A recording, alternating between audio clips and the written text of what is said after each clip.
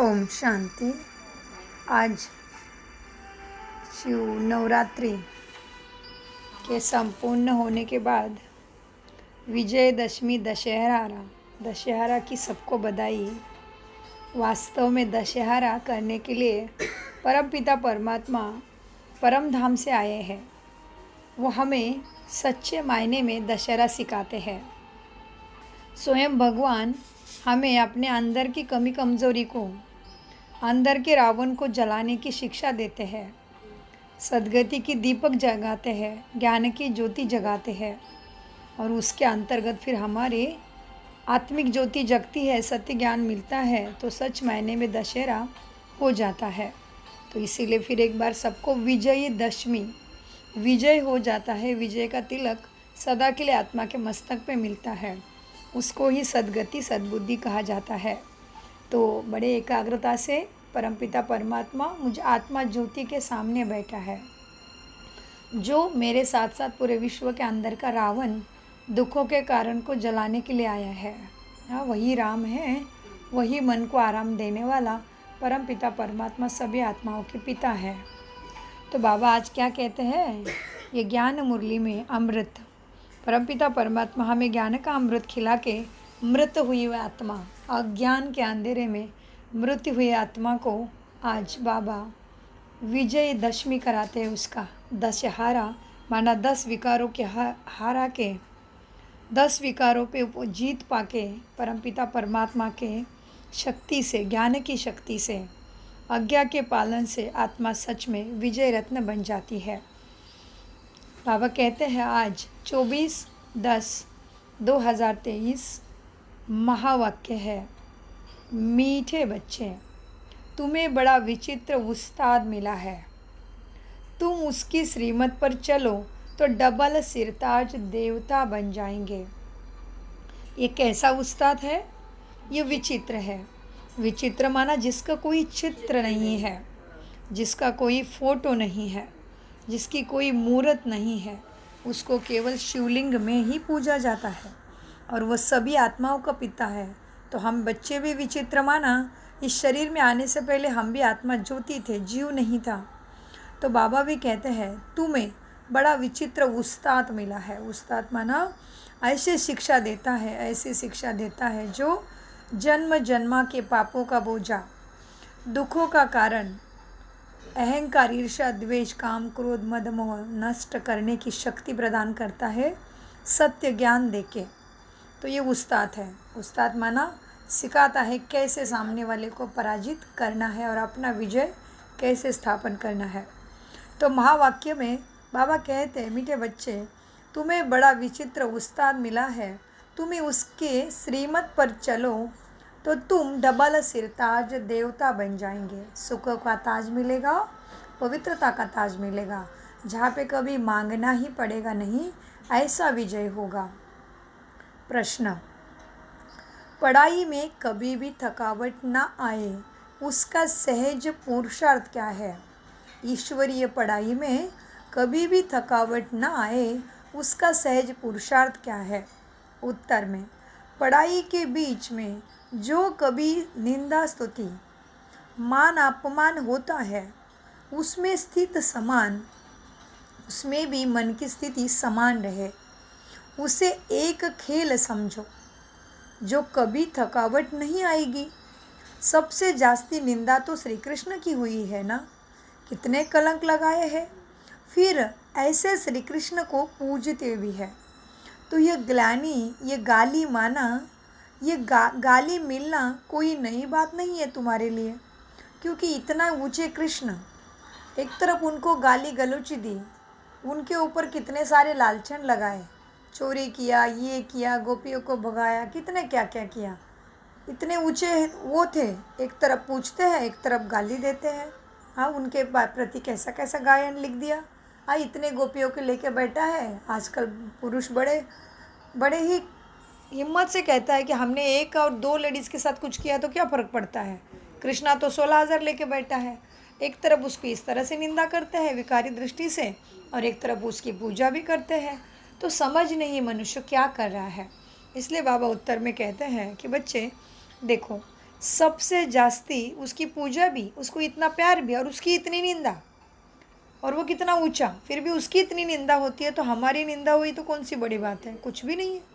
वो इतना ऊंची हस्ती, उसकी निंदा से नहीं बच रहा है, वो नहीं बचता निंदा से, तो हम कौन है, कुछ भी नहीं, जो भी होगा कोई बात नहीं।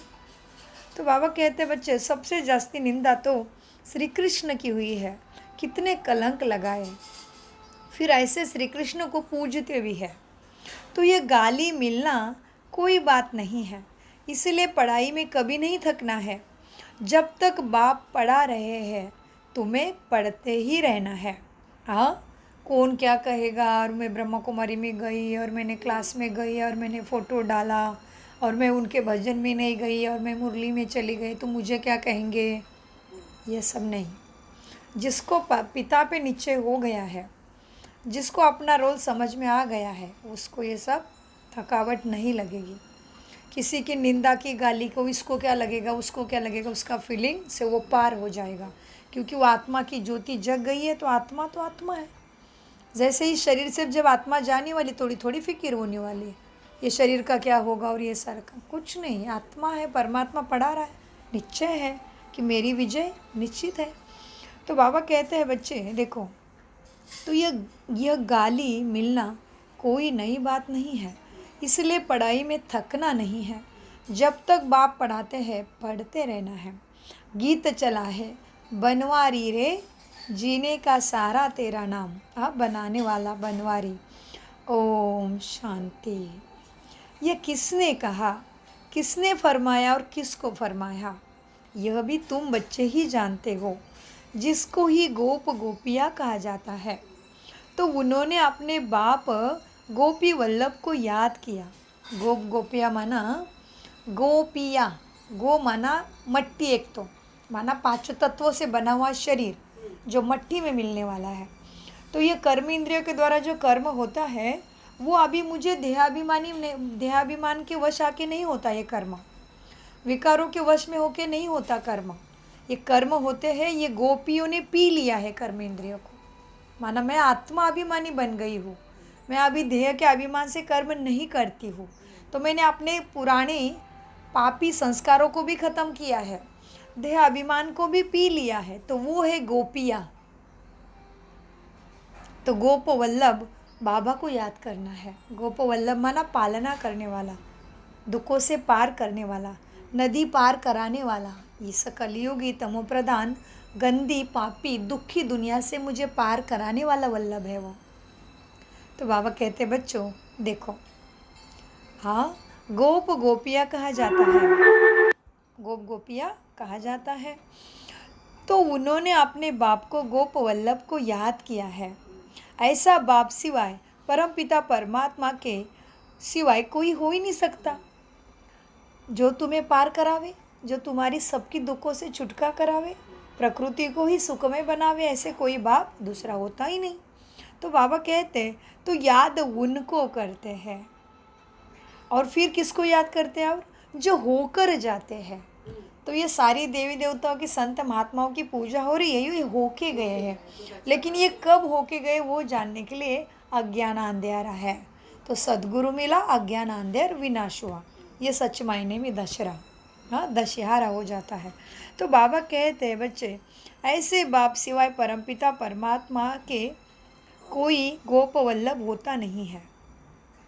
ऐसे बाप सिवाय परमपिता परमात्मा के कोई हो नहीं सकता। तो याद उनको करते हैं, और जो होकर जाते हैं उनको ही याद करते हैं, उनका फिर गायन भी होता है।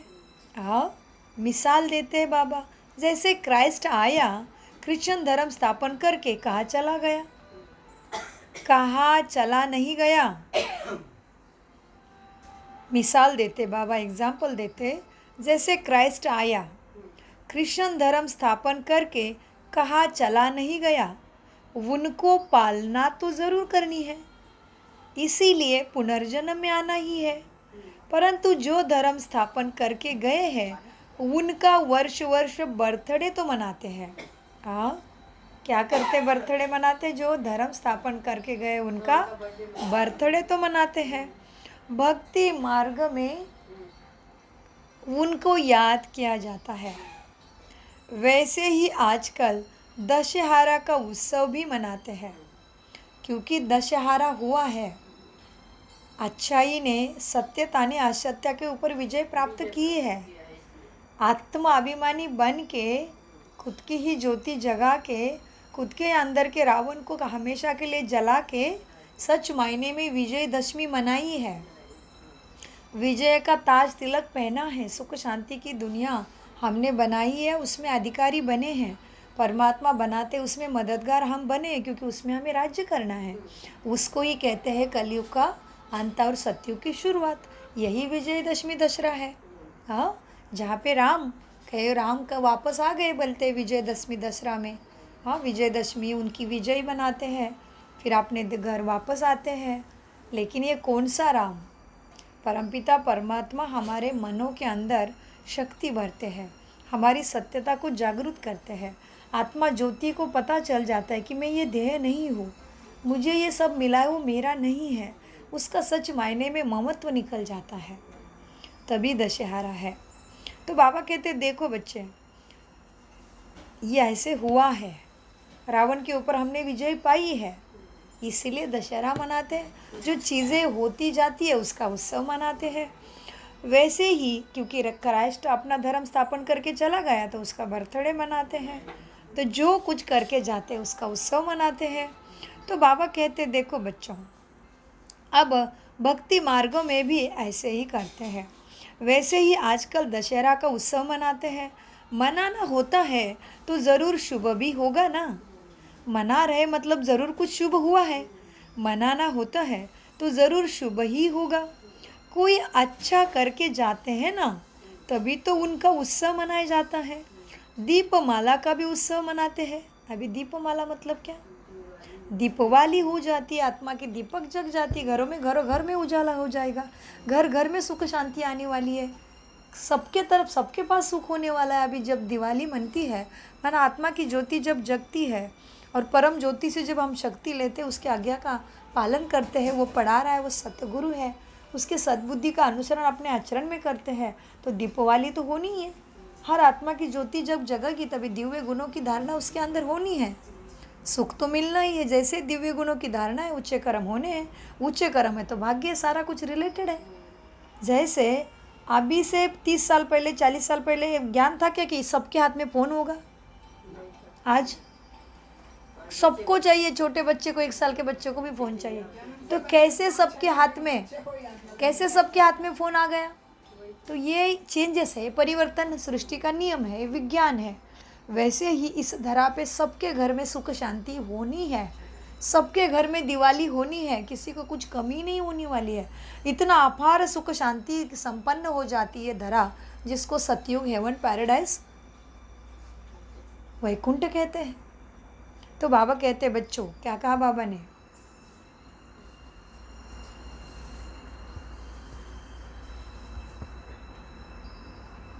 बाबा कहते हैं बच्चों देखो, रावण वास्तव में बुराई का प्रतीक है ना। रावण के 10 सिर पुरुष और स्त्री के 5-5 विकारों को प्रकट करते हैं। यह संसार विषय विकारों के सागर में एक महाद्वीप लंका है। हाँ, ये क्या है? महाद्वीप लंका है। तो बाबा कहते हैं आजकल दशहरा का उत्सव मनाते हैं। मनाना होता है तो ज़रूर कुछ शुभ होकर गया है। दीपावली का भी उत्सव मनाते हैं, दीपमाला का भी उत्सव मनाया जाता है, श्री कृष्ण जयंती भी मनाई जाती है। तो क्यों मनाया? होकर जाते हैं इसलिए मना रहे हैं ना। तो होकर जाते हैं उनका फिर उत्सव मनाते हैं। अब भारतवासियों को यह तो पता ही नहीं है। क्या पता नहीं है भारतवासियों को? अब भारतवासियों को तो यह पता है नहीं कि यह राखी उत्सव आदि क्यों मनाते हैं, कौन हमारी हमेशा के लिए रक्षा करता है, क्या हुआ था, क्यों मनाते हैं, ये भारतवासी जानते नहीं, मनाते रहते हैं। क्राइस्ट, बुद्ध आदि को भी जानते हैं सभी कि यह धर्म स्थापन करने आए थे, लेकिन जिन देवी देवताओं की मनाते हैं उनको भारतवासी जानते नहीं हैं। दूसरे धर्म स्थापकों को जानते तो कि इन्होंने करा क्या आके। क्राइस्ट, बुद्ध आदि को जानते हैं कि यह धर्म स्थापन करने आए थे, इस समय अभी आसुरी संप्रदाय है। कैसा है? आसुरी माना आत्माओं के अंदर किसका सुर चल रहा है ज़्यादा जोर से? विकारों का सुर चल रहा है। आत्मा पूरी कैद हो गई है, अपने ओरिजिनल संस्कारों को आत्मा भूल गई है। शांत स्वरूप, सुख स्वरूप, प्रेम स्वरूप, सत्य ज्ञान स्वरूप है आत्मा। इस ओरिजिनल क्वालिटी को आत्मा भूल गई है। डिस्चार्ज बैटरी हो गई आत्मा लाइट को। तो क्या हो गया? आसुरी संप्रदाय। और बाबा बनाते अभी रावण संप्रदाय से राम संप्रदाय, सतयुगी दुनिया देवी देवता का संप्रदाय। तो बाबा क्या कहते हैं? इस समय सभी आसुरी संप्रदाय है, माना सभी के अंदर रावण काम, क्रोध, ईर्ष्या, द्वेष, लोभ, अहंकार के रूप में बैठ गया है, घर बना लिया है उसने। कई आत्माएं चाहती नहीं हम क्रोध करें, चाहते नहीं हम अहंकार में आके किसी को दुख देवे, लेकिन संस्कार इतने हावी हो रहे हैं जो परमपिता परमात्मा से मेडिटेशन नहीं हो रहा है। मन की बीमारी को दूर करने की दवाई माना कनेक्शन नहीं हो रहा है, क्योंकि स्वयं की पहचान नहीं है। तो कनेक्शन करेंगे कैसे? स्वयं को जानना पड़े कि मैं आत्मा हूँ, इस शरीर को चलाने वाली दिव्य अमर शक्ति हूँ, और मेरा पिता भी तो मेरे जैसा चाहिए, तो वो भी तो अमर असत्यम शिवम सुंदरम चाहिए, वो भी तो परमात्मा चाहिए, तभी बैटरी आत्मा चार्ज हो जाएगी। इसलिए बाबा कहते बच्चों देखो क्या हो गया, इस समय सभी आसुरी संप्रदाय है, तुम हो ईश्वरीय संप्रदाय। कैसा है वो? तुम ईश्वर को जान लिया है, जो कभी भी नाश नहीं होता, वो जन्म मृत्यु के चक्र में नहीं आता, ऐसा नश्वर नहीं है उसका शरीर, वो ईश है, ईश्वर है। वो ऊपर से आता है, वो ऊपर ही चला जाता है, वो इस धरती पे नहीं रहता, और स्वर्ग कहीं ऊपर नहीं है। ईश है, वो सब जानता है नश्वर दुनिया कैसे बनती है, हमें अमरत्व की तरफ कैसे लेके जाना है, वो जानता है। वो अमृत पिलाने वाला जो शक्ति है उसका नाम है ईश्वर, जो नश्वर शरीर में जन्म मृत्यु में नहीं आती है, लेकिन सद्गति देने ज़रूर आती तो है। बाबा कहते तुम हो ईश्वरीय संप्रदाय। अभी कौन हो गए ईश्वरीय संप्रदाय? जिन्होंने अपने सत्य को पहचाना, क्योंकि आत्मा भी तो नश्वर है, आत्मा भी तो नश्वर है, उसको कोई नाश कर सकता है क्या? सॉरी, आत्मा नश्वर नहीं है, अविनाशी है। आत्मा नश्वर नहीं है, शरीर नश्वर है। आत्मा कैसी है? तो सभी को मार्क्स मिल गए, क्योंकि सभी बहुत ध्यान से सुन रहे हैं। हाँ, कोई घर में नहीं गया है मटकी में पानी भरने। तो बाबा कहते बच्चों, तो आत्मा नश्वर, आत्मा का शरीर नश्वर है, आत्मा अविनाशी सत्यम अमर अविनाशी सत्य है। आत्मा अजर है, अमर है, अविनाशी है।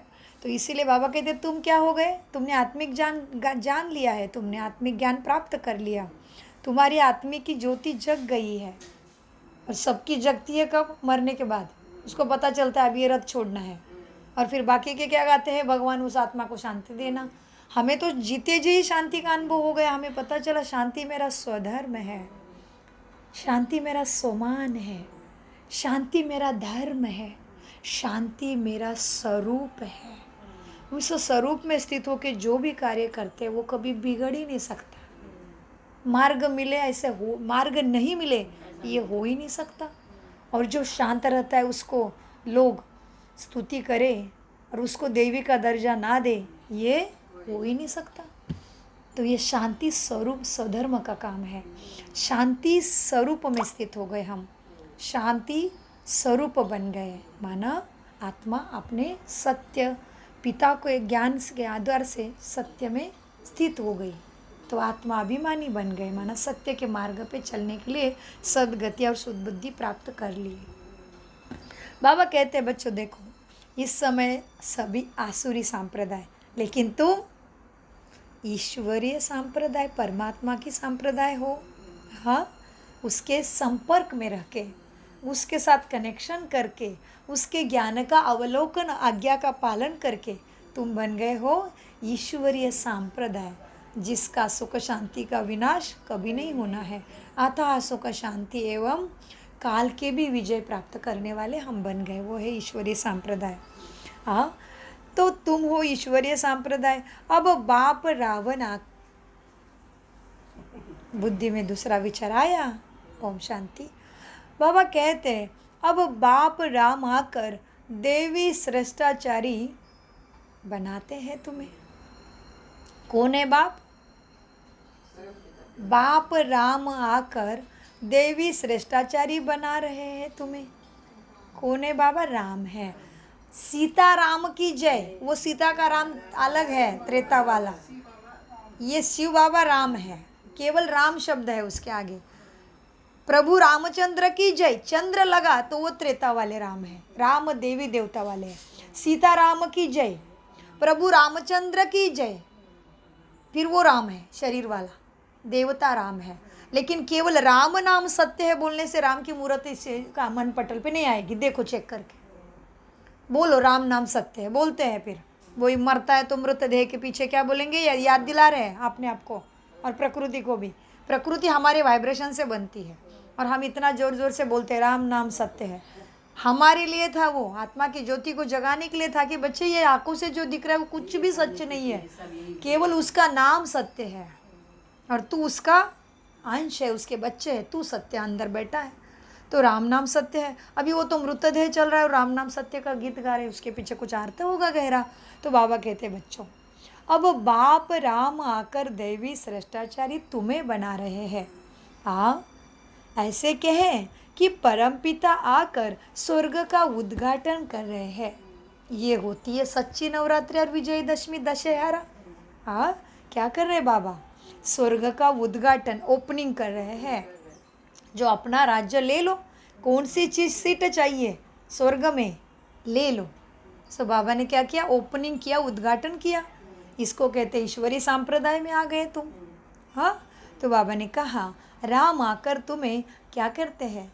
देवी श्रेष्ठाचारी बनाते हैं।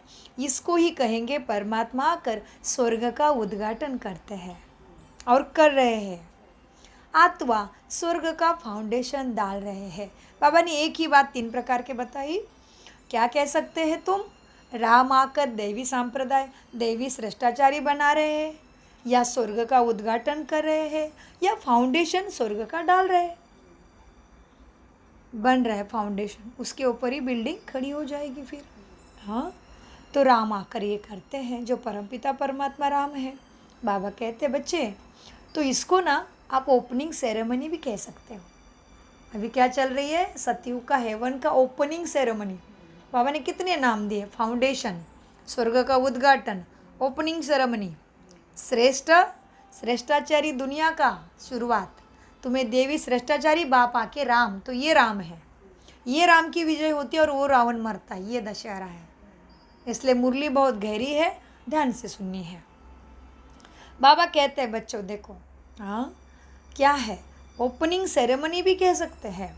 भारत में श्रेष्ठाचारी महाराजा महारानी होकर गए हैं। कैसे थे?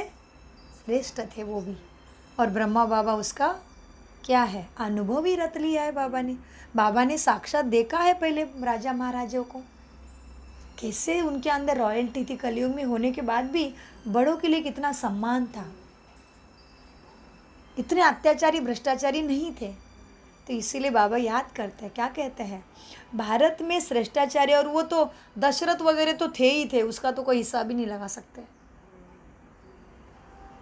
दिए हुए वचनों पे इतना दृढ़ रहना, और फिर राम को याद करते हैं आज, लेकिन राम की जीवन कहानी को याद करो ना, उसके जैसे आज्ञाकारी बनो ना पिता का, उसके जैसा आज्ञाकारी बन के एक शब्द पे मेरा राज्य का क्या होगा, मेरे बच्चों का क्या होगा, मेरे पत्नी का क्या होगा, कुछ भी नहीं।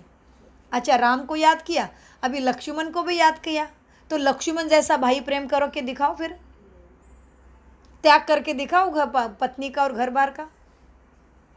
अच्छा, सीता मैया को याद किया, अच्छा सीता मैया जैसे सफ़ेद वस्त्र पहन के दिखाओ, फिर पति के प्रेम में सब कुछ निछावर कर दिया, राज्य भाग्य सब कुछ छोड़ दिया, कुछ नहीं चाहिए उसको, राम ही चाहिए। यह आत्मा सीता है, जब वो राम को प्राप्त करती है तो सब कुछ मिलता है। और वो फिर सीता बन के फिर उसके ऊपर किसी के ये थोड़ी सी लालच हो जाती है उसको, थोड़ी सी लक्ष्मण रेखा क्या पार करती है, उसका कल्याण ही हो गया, फिर लूट गई पूरी पवित्रता के ऊपर लालचन आ गए उसकी पवित्रता दाव पर लग गई, फिर रावण के साथ चली गई। पति छूट गया, बच्चे छूट गया, राज्य छूट गया, पवित्रता छूट गई, फिर अग्नि परीक्षा देनी पड़ी, जमीन के नीचे जाना पड़ा। फिर क्या मिला फिर लक्ष्मण रेखा पार करके? तो हम क्या करेंगे लक्ष्मण रेखा पार करके देहाभिमान के रखे, ये मेरा, मैं काहे का मैं? तू प्राण निकल गया, क्या लेके जाएगा?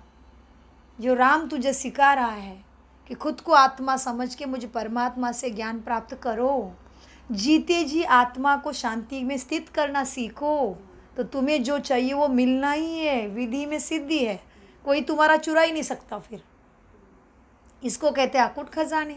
तो बाबा कहते हैं राम आया है तुम्हें श्रेष्ठाचारी बनाने। तो बाबा आज बच्चों को गहरी पढ़ाई करा रहे हैं ना।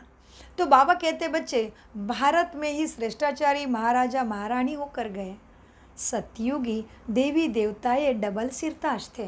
कैसा सिरताज? एक तो धन्य धान्य हीरो जवाहरातों की महल, दूसरी अंदर में देवी गुणों की धारणा, संस्कार इतने ऊंचे जो पवित्रता का ताज सदा उनके सिर पे दिखेगा। इतनी दृष्टि में रॉयल्टी, उनके स्पर्श से पूरी सृष्टि पवित्र हो जाती है, प्राणी मात्रा शांत हो जाते हैं। हाँ, शेर बकरी एक ही घाट पे पानी पीने लग जाते हैं, हिंसक वृत्ति खत्म हो जाती है। तो इसीलिए बाबा क्या कहते हैं, सतयुगी देवी देवता डबल सिरताज थे। इसलिए सभी देवी देवताओं के पीछे क्या दिख रहा है? सफ़ेद घेरा दिख रहा है। कभी सोचा? सफ़ेद ओरा दिख रहा है, उनका मंडल दिख रहा है, पवित्रता का, शुद्धि का मंडल है, स्वच्छ सुंदर मन का मंडल है, निर्मल निर्माणता का मंडल है, शांत स्वरूप, शक्ति स्वरूप, सुख स्वरूप, ज्ञान स्वरूप, सत्य स्वरूप, पवित्रता का वो मंडल है। परमात्मा से शक्ति लिया है, उसके आज्ञा का पालन किया है, किसी में भी ममत्व नहीं रखा है, तेरा तुझको अर्पण किया है, उसका वो मंडल है। तो बाबा कहते हैं बच्चों, तो इसको वो दूसरा मंडल है, वो क्या है? देवताओं का ताज है। एक तो हीरे जड़ित रत्नों का ताज, हीरे जड़ित रत्नों के महलों में रहेंगे, सोनियों की खानी होगी, पुष्पक विमान में आचरण करेंगे, लेकिन वो भी सोने का होगा। कोई किसी से मांगने नहीं जाएगा खानियों से, जितना ले लो भाई। तो ये सतयुग की दुनिया आ रही है ना। इसलिए बाबा कहते हैं बच्चों क्या करना है? परमात्मा की आज्ञाओं का पालन करना है। इसका मतलब अपने कर्तव्य कर्म नहीं छोड़ने हैं, लेकिन सत्यता को बोट रख के, सत्यता के साथ चल के फिर जीवन जीना है। हाँ, असत्य क्या है? आंखों से जो दिख रहा है, शरीर के साथ जुड़ा हुआ सारी मालमत्ता, प्रॉपर्टी, पद, प्रतिष्ठा, सब कुछ तो मेरा नहीं है। उसके पीछे मैं कितना क्या क्या कर रहा हूँ। दिन रात में बेचैन हो गया, और चैन तो चाहिए था आत्मा को। चैन कैसे मिलेगा? क्योंकि तुम्हारे बुद्धि की चैन सागर से मिला ही नहीं रहे हो। तो इसीलिए बाबा कहते हैं बच्चों देखो, सतयुगी देवी देवता डबल सिरताज थे। पवित्रता का ताज भी था उनके पास, और रत्न जड़ित ताज भी था। अब ये पवित्रता का ताज माना मनसा वाचा कर्मणा शुद्ध आचरण, शुद्ध तन मन धन, माना पवित्रता। शुद्ध कर्तव्य कर्म, मनसा वाचा कर्मणा ही शुद्धि, अंदर बाहर एक जैसा, वो है पवित्रता। माना अगर आत्मा के गुण है, सतगुण है आत्मा के, क्या? शांत स्वरूप, शक्ति स्वरूप, प्रेम स्वरूप, अंदर बाहर से एक जैसा, पीछे एक और आगे एक, वो नहीं। वो मनुष्य का फितरत हो गई, वो भगवान नहीं सिखाते, क्योंकि उसमें प्राप्ति नहीं है, उससे पुण्य नहीं बनेगा, उससे भाग्य नहीं बनेगा। इसलिए बाबा कहते हैं बच्चों, पवित्रता का ताज भी देवताओं के पास है, रत्न जड़ित ताज भी था। विकारी राजाओं को सिर पर रत्न जड़ित ताज होता है। डबल ताज वालों की सिंगल ताज वाले पूजा करते हैं। हाँ, इसलिए देवी देवताओं की पूजा बड़े बड़े राजा महाराजे भी करते थे ना द्वापर युग से। हाँ, क्यों किया देवी देवताओं की पूजा? क्योंकि देवी देवताओं के पास डबल ताज है, तो सिंगल ताज वाले राजा महाराजे देवी देवताओं की पूजा करते हैं। और क्या कहा बाबा ने? परंतु ये डबल सिरताज देवी देवता कब होकर गए? ये धरा पे कब होकर गए? कब थे? कैसे बने थे? उन्होंने ऐसा डबल सिरताज कैसे पाया, ये किसी को भी पता ही नहीं है। बाबा कहते हैं देखो फिर क्या होता है। अब पवित्रता का ताज भी देवी देवताओं का था, रत्न जड़ित ताज भी उनके पास था। विकारी राजाओं को सिर्फ रत्न जड़ित ताज होता है। भले उनके पास हीरो का ताज होगा, लेकिन पवित्रता का घेरा तो नहीं है ना, अंदर विकार तो प्रवेश हो गया है थोड़े थोड़े। इसलिए बाबा कहते हैं फिर क्या होता है, विकारी राजा फिर क्या करते हैं, रत्न जड़ित ताज वाले, एक सिंगल ताज वाले राजा फिर पूजा करते हैं डबल सिर ताज वालों की। तो डबल सिर ताज है लक्ष्मी नारायण, कृष्ण, राम, हाँ ऐसे। फिर बाबा क्या कहते हैं, परंतु ये डबल सिरताज वाले कब होके गए देवी देवता, इन्होंने ऐसे डबल सिरताज या राज्य किससे पाया, कैसे पाया, ये मात्र किसी को पता ही नहीं है। लक्ष्मी नारायण इतने श्रेष्ठ डबल सिरताज देवी देवता थे ना, लक्ष्मी नारायण इतने श्रेष्ठ डबल सिरताज देवी देवता थे, इसलिए लक्ष्मी नारायण के आगे क्या जोड़ते हैं, सत्यनारायण। सूर्य नारायण को भी नाम दे दिया, लक्ष्मी सूर्य को भी नारायण का नाम दिया, सत्य को भी नारायण, सत्यनारायण की पूजा करते हैं उसमें भी नारायण का नाम दे दिया, क्योंकि सत्य युग में ही नारायण आते हैं। और सूर्य को क्यों दिया, क्योंकि उसके भी किरणें हैं, तो वो भी सूर्य नारायण हो गया। ये क्योंकि इनके पास किरण जड़ित रत्न ताज है, इनके पास पवित्रता की किरणें हैं।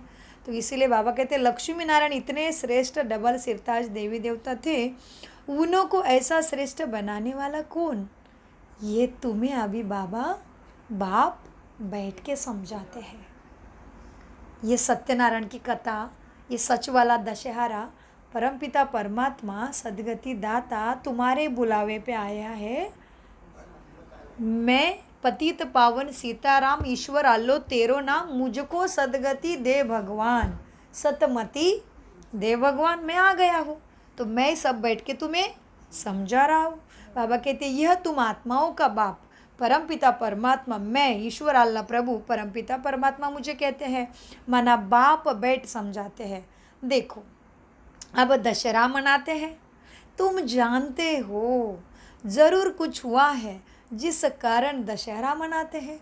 रावण को जलाते हैं, परंतु वो जलने की चीज़ है ही नहीं, वो सभी के संस्कारों में मन बुद्धि में बैठा है।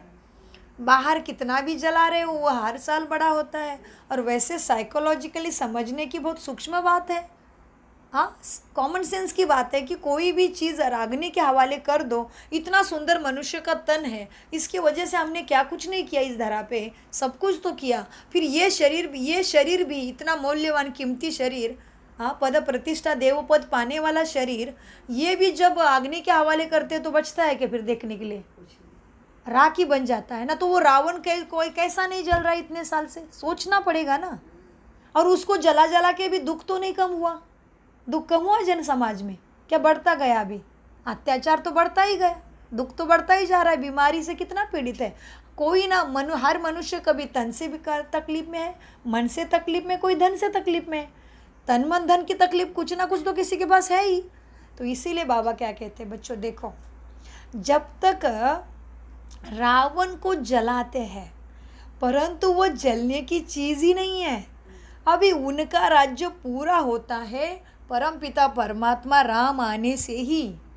परमपिता परमात्मा ही तुम्हें ज्ञान अंजन डालते हैं, ज्ञान की ज्योति जगाते हैं कि आत्मा ज्योति में जो संस्कार बैठे हैं, काम क्रोध ईर्ष्या द्वेष की, उसको निकालो, अपने स्वधर्म में आ जाओ, अपने मूल संस्कार में आ जाओ कि तुम आत्मा ज्योति हो। तुमने ये शरीर यहाँ पे धारण किया है, ये रंगमंच है सृष्टि, सब मनुष्य का अपना अपना रोल है, हम सब एक्टर्स है धरती रंगमंच पे। तो तुम्हारे मूल स्वभाव क्या है, तो बाबा ने बताया फिर सत्वगुण है, अष्टशक्तियाँ है, ज्ञान गुण खजाना है। तो ये हमारे खजानों के अनुसार चलो तो तुम्हें सब प्राप्त होगा। इसलिए बाबा कहते हैं बच्चों देखो ये रावण ऐसे जलता नहीं है, उसका राज्य पूरा होता है राम आने से, परमपिता परमात्मा का ज्ञान अंजन से ही सच्चा दशहरा हो जाता है। हाँ मना 10 विकारों को हम हरा देते और विजयादशमी हो जाती है। बाबा कहते हैं जब तक राम राज्य स्थापन हो जाए तब तक ये भ्रष्टाचारी राज्य चलना ही है। रावण राज्य खत्म हो, राम राज्य स्थापन हुआ था ना, रावण राज्य खत्म होने के बाद ही राम राज्य का स्थापन हुआ था, तो उसकी सेरेमनी मनाते हैं दशहरा के रूप में, रावण को जलाते हैं। इससे क्या सिद्ध होता है? बरोबर भ्रष्टाचारी आसुरी राज्य इस धरती पे था, जला रहे उसको। भ्रष्टाचार का भी क्या है, ग्रेड्स रहते हैं। भ्रष्टाचार भी अचानक नहीं आया जन समाज में, धीरे धीरे बढ़ा। पहले पहले हम थोड़ा पीछे जाएंगे 100 साल, तो हमारे दादा परदादा इतने दुखी करते नहीं थे किसी को, इतने लोभ लालच में एक दूसरे भाई भाई का तकलीफ देना, माँ की हालापेष्टा करना, अपने कर्तव्य कर्मों से भागना, लोभ के वश भाई के साथ बुरा कुछ भी करते हैं। आजकल हम कुछ भी कर रहे हैं, किसी को भी फंसा रहे हैं, गरीबों को लूट रहे हैं, क्या क्या कर रहे हैं आज। तो बाबा कहते देखो, भ्रष्टाचारी बरोबर रावण को जलाते मतलब भ्रष्टाचारी है इस दुनिया में। हाँ, तो सेरेमनी होती है, रावण को जलाते, इससे सिद्ध होता है बरोबर भ्रष्टाचारी आसुरी राज्य है। भ्रष्टाचार की भी ग्रेड्स रहती है। अभी आते में पहुंच गया भ्रष्टाचार, मनुष्य की बुद्धि काम ही नहीं कर पा रही है। क्योंकि वो देखो कितना मनुष्य कितना कमज़ोर हो गया है। छोटा सा कितने न्यूज़ पढ़ते हम, बच्चों को फ़ोन नहीं दिया तो माँ के पेट में चाकू चूरी डाल दी। तो ये कैसा भ्रष्टाचार है? भ्रष्टाचार बढ़ गया ना, ग्रेड्स बढ़ गई उसकी। इसलिए बाबा कहते देखो बच्चे, भ्रष्टाचार की भी ग्रेड्स रहती है। भ्रष्टाचार वैसे शुरू होता है द्वापर युग से। पहले 2 कला भ्रष्टाचार रहता है, फिर 4 कला बढ़ता है, फिर क्या होता है 8 कला, फिर 10 कला, बढ़ते बढ़ते भ्रष्टाचार भी 16 कला हो जाता है। जैसे चांद की कलाएं कम होने से रात्रि अंधेरा हो जाता है, वैसे आत्माओं के अंदर भी भ्रष्टाचारी वृत्ति बढ़ते बढ़ते बढ़ते द्वापर युग से कलयुग के अंत में पूरी आत्मा कलियुगी माना काली दुखी हो गई। इसलिए बाबा कहते भ्रष्टाचार की भी कलाएं हैं, तो वैसे देवी गुणों को भी कलाएं हैं। देवी गुण को भी बढ़ाना है, यूज़ करेंगे तो बढ़ेंगे, है ना। जो चीज़ यूज़ करते वो आगे आती है ना, संस्कारों में बैठ जाती है, हमारा वो व्रति बन जाती है। तो बाबा ने भ्रष्टाचार की कलाएं बताई। अभी बाबा कहते हैं बच्चों देखो, बाबा माना कौन है? मेरा सदगति दाता परमपिता परमात्मा मुझे सत्यगति के लिए सद्बुद्धि दे रहा है, यही को हम मुरली कहते हैं। हाँ, तो बाबा कहते हैं देखो बच्चों, अभी फिर 16 कला भ्रष्टाचार को बदल 16 कला श्रेष्ठाचारी बनाना, यह एक बाप का ही काम है। इसलिए उसको कहते सदगति दाता, अमरनाथ, भोलेनाथ, पापकटेश्वर, वैद्यनाथ। सारी बीमारी की दवाई उसके पास है, कैसे तन मन धन से दुख दूर करे। हाँ, बाबा कहते बच्चों, जैसे 16 कला संपूर्ण भ्रष्टाचार हो गया, वैसे 16 कला श्रेष्ठाचारी बनाने का काम एक बाप ही करते हैं। उसको ही पतित पावन ईश्वर अल्लाह प्रभु कहते हैं। God father almighty, God is one, God is truth कहते हैं, गॉड इज़ लाइट कहते हैं। हाँ, तो बाबा कहते बाप समझाते हैं। इस समय रावण राज्य है, किसने समझाया? बाप ने समझाया आत्माओं को। राम राज्य श्रेष्ठ राज्य था, अब वो भ्रष्ट बन गए हैं। श्रेष्ठाचारी भारत को स्वर्ग कहा जाता है। वही श्रेष्ठाचारी भारत को क्या कहेंगे? जो अभी आ रहा है, स्वर्ग कहते हैं श्रेष्ठाचारी, जहाँ पे श्रेष्ठाचारी मनुष्य है, जहाँ पे मनुष्य का वृत्ति ही श्रेष्ठ हो गई है, आचरण संस्कार श्रेष्ठ है, उधर क्या है? श्रेष्ठाचारी भारत, उसको स्वर्ग हेवन पैराडाइज कहते हैं। हाँ, तो इसलिए बाबा क्या कहते हैं देखो बच्चों, अब वो भ्रष्ट बन गए थे, अभी भारत ही राम राज्य श्रेष्ठ था, अभी वो भ्रष्ट बन गए। श्रेष्ठाचारी भारत को स्वर्ग कहा जाता था, माना सतयुग भारत में ही शुरू होता है, इसलिए श्रेष्ठाचारी भारत को स्वर्ग कहते थे। अभी वो भ्रष्ट बन गए हैं, श्रेष्ठाचारी भारत को स्वर्ग कहते थे। वही राज्य अभी भ्रष्टाचारी हो गया। अब बाप कहते हैं मैं आया हूँ बच्चे तुम्हें पावन बनाने, तुमने कहा है पतित पावन आओ। हाँ, मैं आया हूँ भ्रष्टाचारी राज्य को श्रेष्ठाचारी बनाने के लिए। यादव कुल भी है यहाँ पे, हाँ यादव कुल भी है, कौरव कुल भी है, और तुम पांडव सेना भी हो। यादव कौरव, यादव माना परदेशी वाले, सारे बॉम्ब बारूद बना के बैठे वो, और कौरव माना जो ज्ञान को नहीं मानने वाले, और पांडव सेना भगवान की आज्ञा को मानने वाले, परमात्मा को पहचानने वाले, सत्य ज्ञान की धुरा को पकड़ने वाले, केवल मानवता धर्म स्वीकार करके मानव के साथ मानव पहले बनने वाले। फिर पीछे सब, मैं ये हूँ, मैं वो हूँ, उससे पहले मानव बनो। ये सच्ची सफलता है जीवन में आने की। हाँ, तुम क्या हो? मानव के रूप में दानव बन गए हो। एक दूसरे के साथ कितना कैसे व्यवहार कर रहे हो, खुद को खुद पूछना पड़े। और मन ऐसे बन गया, मनुष्य ऐसा नहीं था। उसके अंदर वो प्रवेशता हुई रावण को, उसको पहचानना पड़ेगा। और फिर रावण को निकालने की ताकत नहीं है। देखो, कोई भी मनुष्य उल्टा कर्म करता है तो पछतावा होता है ना, उसको पश्चाताप होता है पीछे से। अरे, मुझे तो ऐसे नहीं करना था, मुझे तो क्रोध नहीं करना था, मेरा तो ये भाव नहीं था, मेरे से हो गया, मैं कंट्रोल ही नहीं कर पा रहा हूँ। इसका मतलब तुम्हारा पावर हाउस से चार्जिंग नहीं हो रहा है, शक्ति आत्मा में नहीं है। करना तो चाहते हैं सभी, अच्छा ही करो, मैं किसी का अपमान नहीं करूं, मैं घर में किसी को दुख मत नहीं दूं। लेकिन परिस्थिति ऐसी आती है जो आत्मा के सद्गुणों को यूज़ करने की शक्ति ही नहीं है, क्योंकि ज्ञान की शक्ति चाहिए, परमात्मा के कनेक्शन की शक्ति चाहिए, छत्र छाया की शक्ति चाहिए, संग रंग ढंग चाहिए, सारा जो ये ज्ञान से मिल रहा है। तो बाबा कहते हैं बच्चों देखो, यादव कुल भी है, कौरव कुल भी है। यादव कुल में अनेक धर्म हैं। हाँ, यादव कुल में क्या है?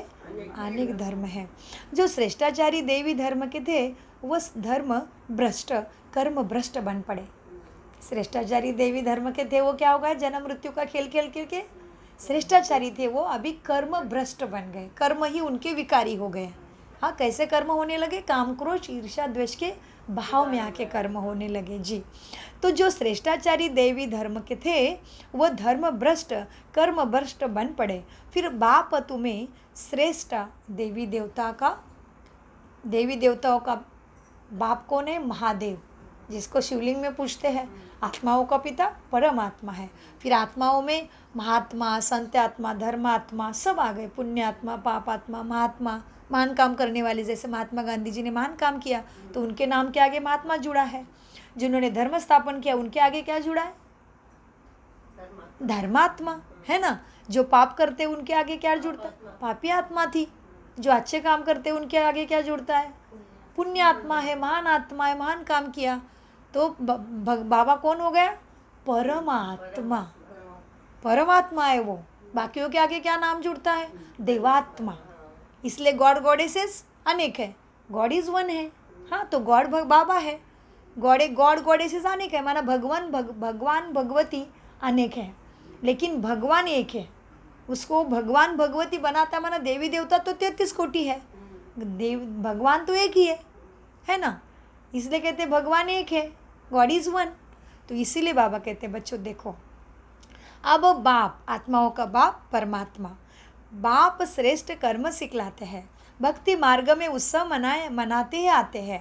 हाँ, भक्ति मार्ग में ये तो पीढ़ी पीढ़ी से उत्सव तो कर ही रहे, लेकिन सच वाला जीवन में उत्सव आ गया क्या? हमेशा के लिए दुख दूर हो गए क्या? नहीं, उस दिन थोड़ा देर भूल जाते उत्सव के दिन, तो ये फिर से जीवन की कहानी वही कैसे चल रहे। तन मन धन का दुख किसी न किसी को लगा ही है। इसलिए बाबा कहते बच्चे देखो, भक्ति मार्ग में उत्सव मनाते हैं। ज़रूर भगवान आया था ना, इसलिए उत्सव मना रहे हो। शिवरात्रि मना रहे हो, श्री कृष्ण जन्माष्टमी मना रहे हो, रामनवमी मना रहे हो, दशहरा मना रहे हो, दिवाली मना रहे हो, रक्षाबंधन कर रहे हो, मतलब ज़रूर कुछ हुआ है ये ऐसी चीज़ें। तो बाबा कहते देखो बच्चों, भक्ति मार्ग में उत्सव मनाते आए हैं।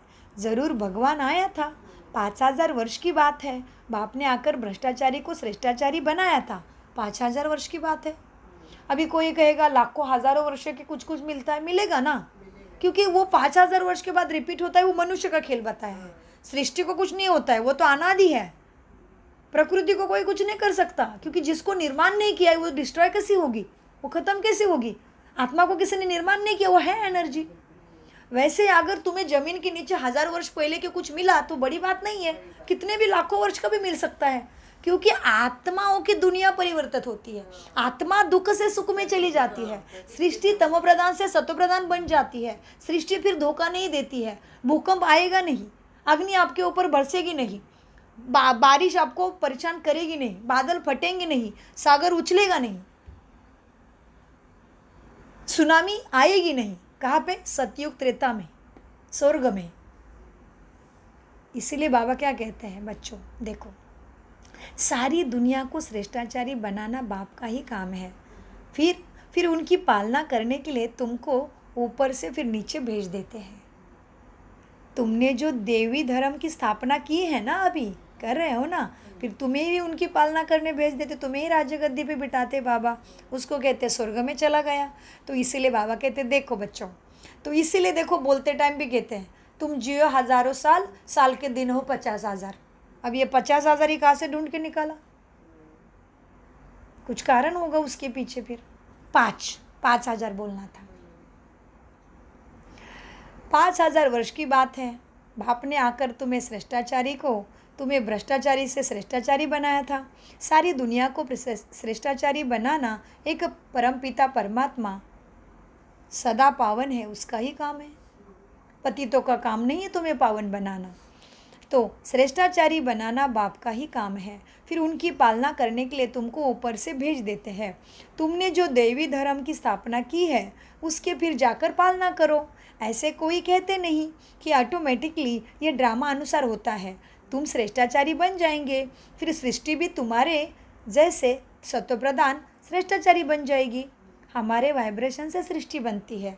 इसलिए हम फिर से रिपीट करते हैं कि पहले ऋषि मुनि साधु संत जंगलों में जाके जब तपस्या करते थे तो उनके अंदर वो इतनी शक्ति आ जाती थी, जो उनके वाइब्रेशन में आने वाले जानवर भी शांत हो जाते थे। वो हिंसा करना ही भूल जाते थे, वो शांत हो जाते थे, क्योंकि वो शांति में ध्यान तपस्या कर रहे हैं। हाँ, तो सांप हो शेर हो कुछ नहीं करते थे उनके लिए। तो इसीलिए बाबा कहते बच्चों, जैसे तुम श्रेष्ठाचारी बन जाती मनुष्य आत्मा, क्योंकि मनुष्य के पास ही बुद्धि है, जानवरों के पास बुद्धि नहीं है। प्रकृति के पांचों तत्वों के पास आकाश अग्नि, उनके पास बुद्धि नहीं है। वो अपना काम कर रहे हैं, उनका जैसा देवता जैसा काम है, देना देना देना। कोई किसी से लेता नहीं है। हवा नहीं लेती, अग्नि नहीं लेती, पानी नहीं लेते, सूरज के प्रकाश आ रहा है, तुम्हें पैसे मांग रहा है क्या? नहीं। तो इसीलिए बाबा कहते तुम्हारे वाइब्रेशन से तुम श्रेष्ठाचारी होते ही सृष्टि भी श्रेष्ठाचारी बन जाते। उसको ये कहते सतयुग, स्वर्ग, हेवन, अनेक नाम है। तो बाबा कहते देखो बच्चों, सृष्टि भी सतो प्रधान श्रेष्ठाचारी बन जाएगी। अभी तो देखो 5 तत्व भी तमो प्रधान है। 5 तत्व कौन से लक्ष्मी आंटी? 5 तत्व कौन से? आकाश, पृथ्वी, जल, अग्नि, वायु। बहुत अच्छा। तो 5 अभी तो 5 तत्व भी तमो प्रधान है। कितनी उथल पुथल होती रहती इनके अंदर।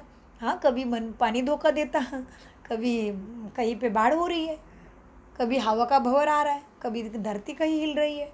तो देखो अभी ये 5 तत्व भी तमो प्रधान है। कितनी उथल पुथल होती रहती है। मनुष्य कितने अभी दुखी होते हैं। कभी कभी करोड़ों का नुकसान हो जाता है, कभी कभी अच्छा उत्पादन आता है खेती में और गलत टाइम पे बारिश आ जाती है। हाँ, और कभी पानी की ज़रूरत है तो सूखा पड़ जाता है। हाँ, तो मनुष्य कितने दुखी होते हैं, करोड़ों का नुकसान हो जाता है। सतयुग में यह कोई भी उपद्रव ही नहीं होता, क्योंकि तुम सतो प्रधान हैं।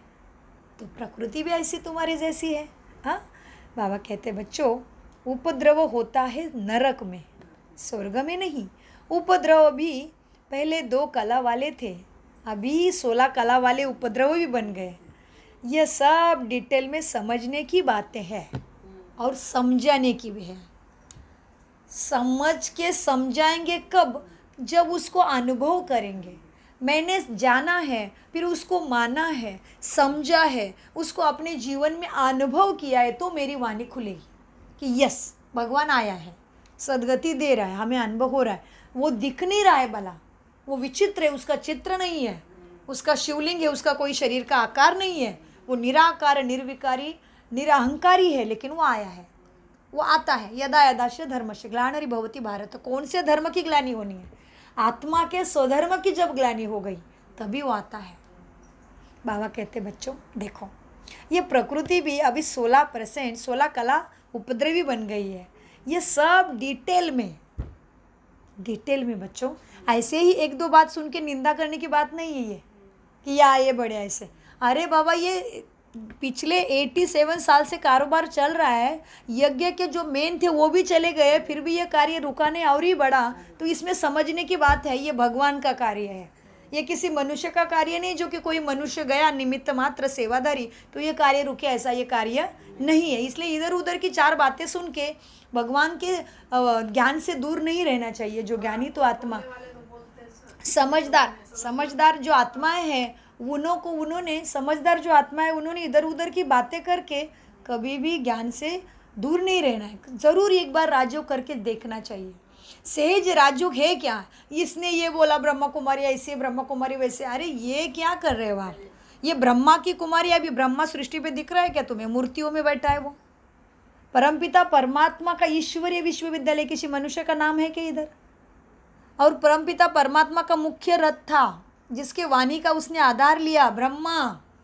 दादा लेकरा चला गया, दादियाँ कितनी चली गई, फिर भी ये यज्ञ नहीं रुक रहा है। क्यों? क्योंकि ये किसी मनुष्य निर्मित नहीं है, ये ईश्वर का कार्य चल रहा है। ये भगवान परमपिता परमात्मा का अपने मनुष्य को सद्गति दुखों से पार करने का कार्य चल रहा है। ये रुक कैसे सकता है? तो इसीलिए बाबा कहते बच्चों देखो, तो ये रावण को जलाना द्वापर युग से शुरू हुआ। कब से? द्वापर युग। 4 युग है ना, किसको याद है? जी आप भी कहाँ पे बैठे हैं? जी, लेकिन आत्मा परमात्मा का मिलन होना माना संगम, बट उसके पहले कहाँ थे? सबके लिए ये दुनिया क्या है? कलयुग है ना? कलह कलेश का युग है। आत्मा के अंदर 5 विकारों की प्रवेशता है। आत्मा ने अपनी लाइट को खो दिया है तो काली हो गई है, दुखी हो गई, ये कलयुग है। हाँ, कलाएँ कम हो गई है, जैसे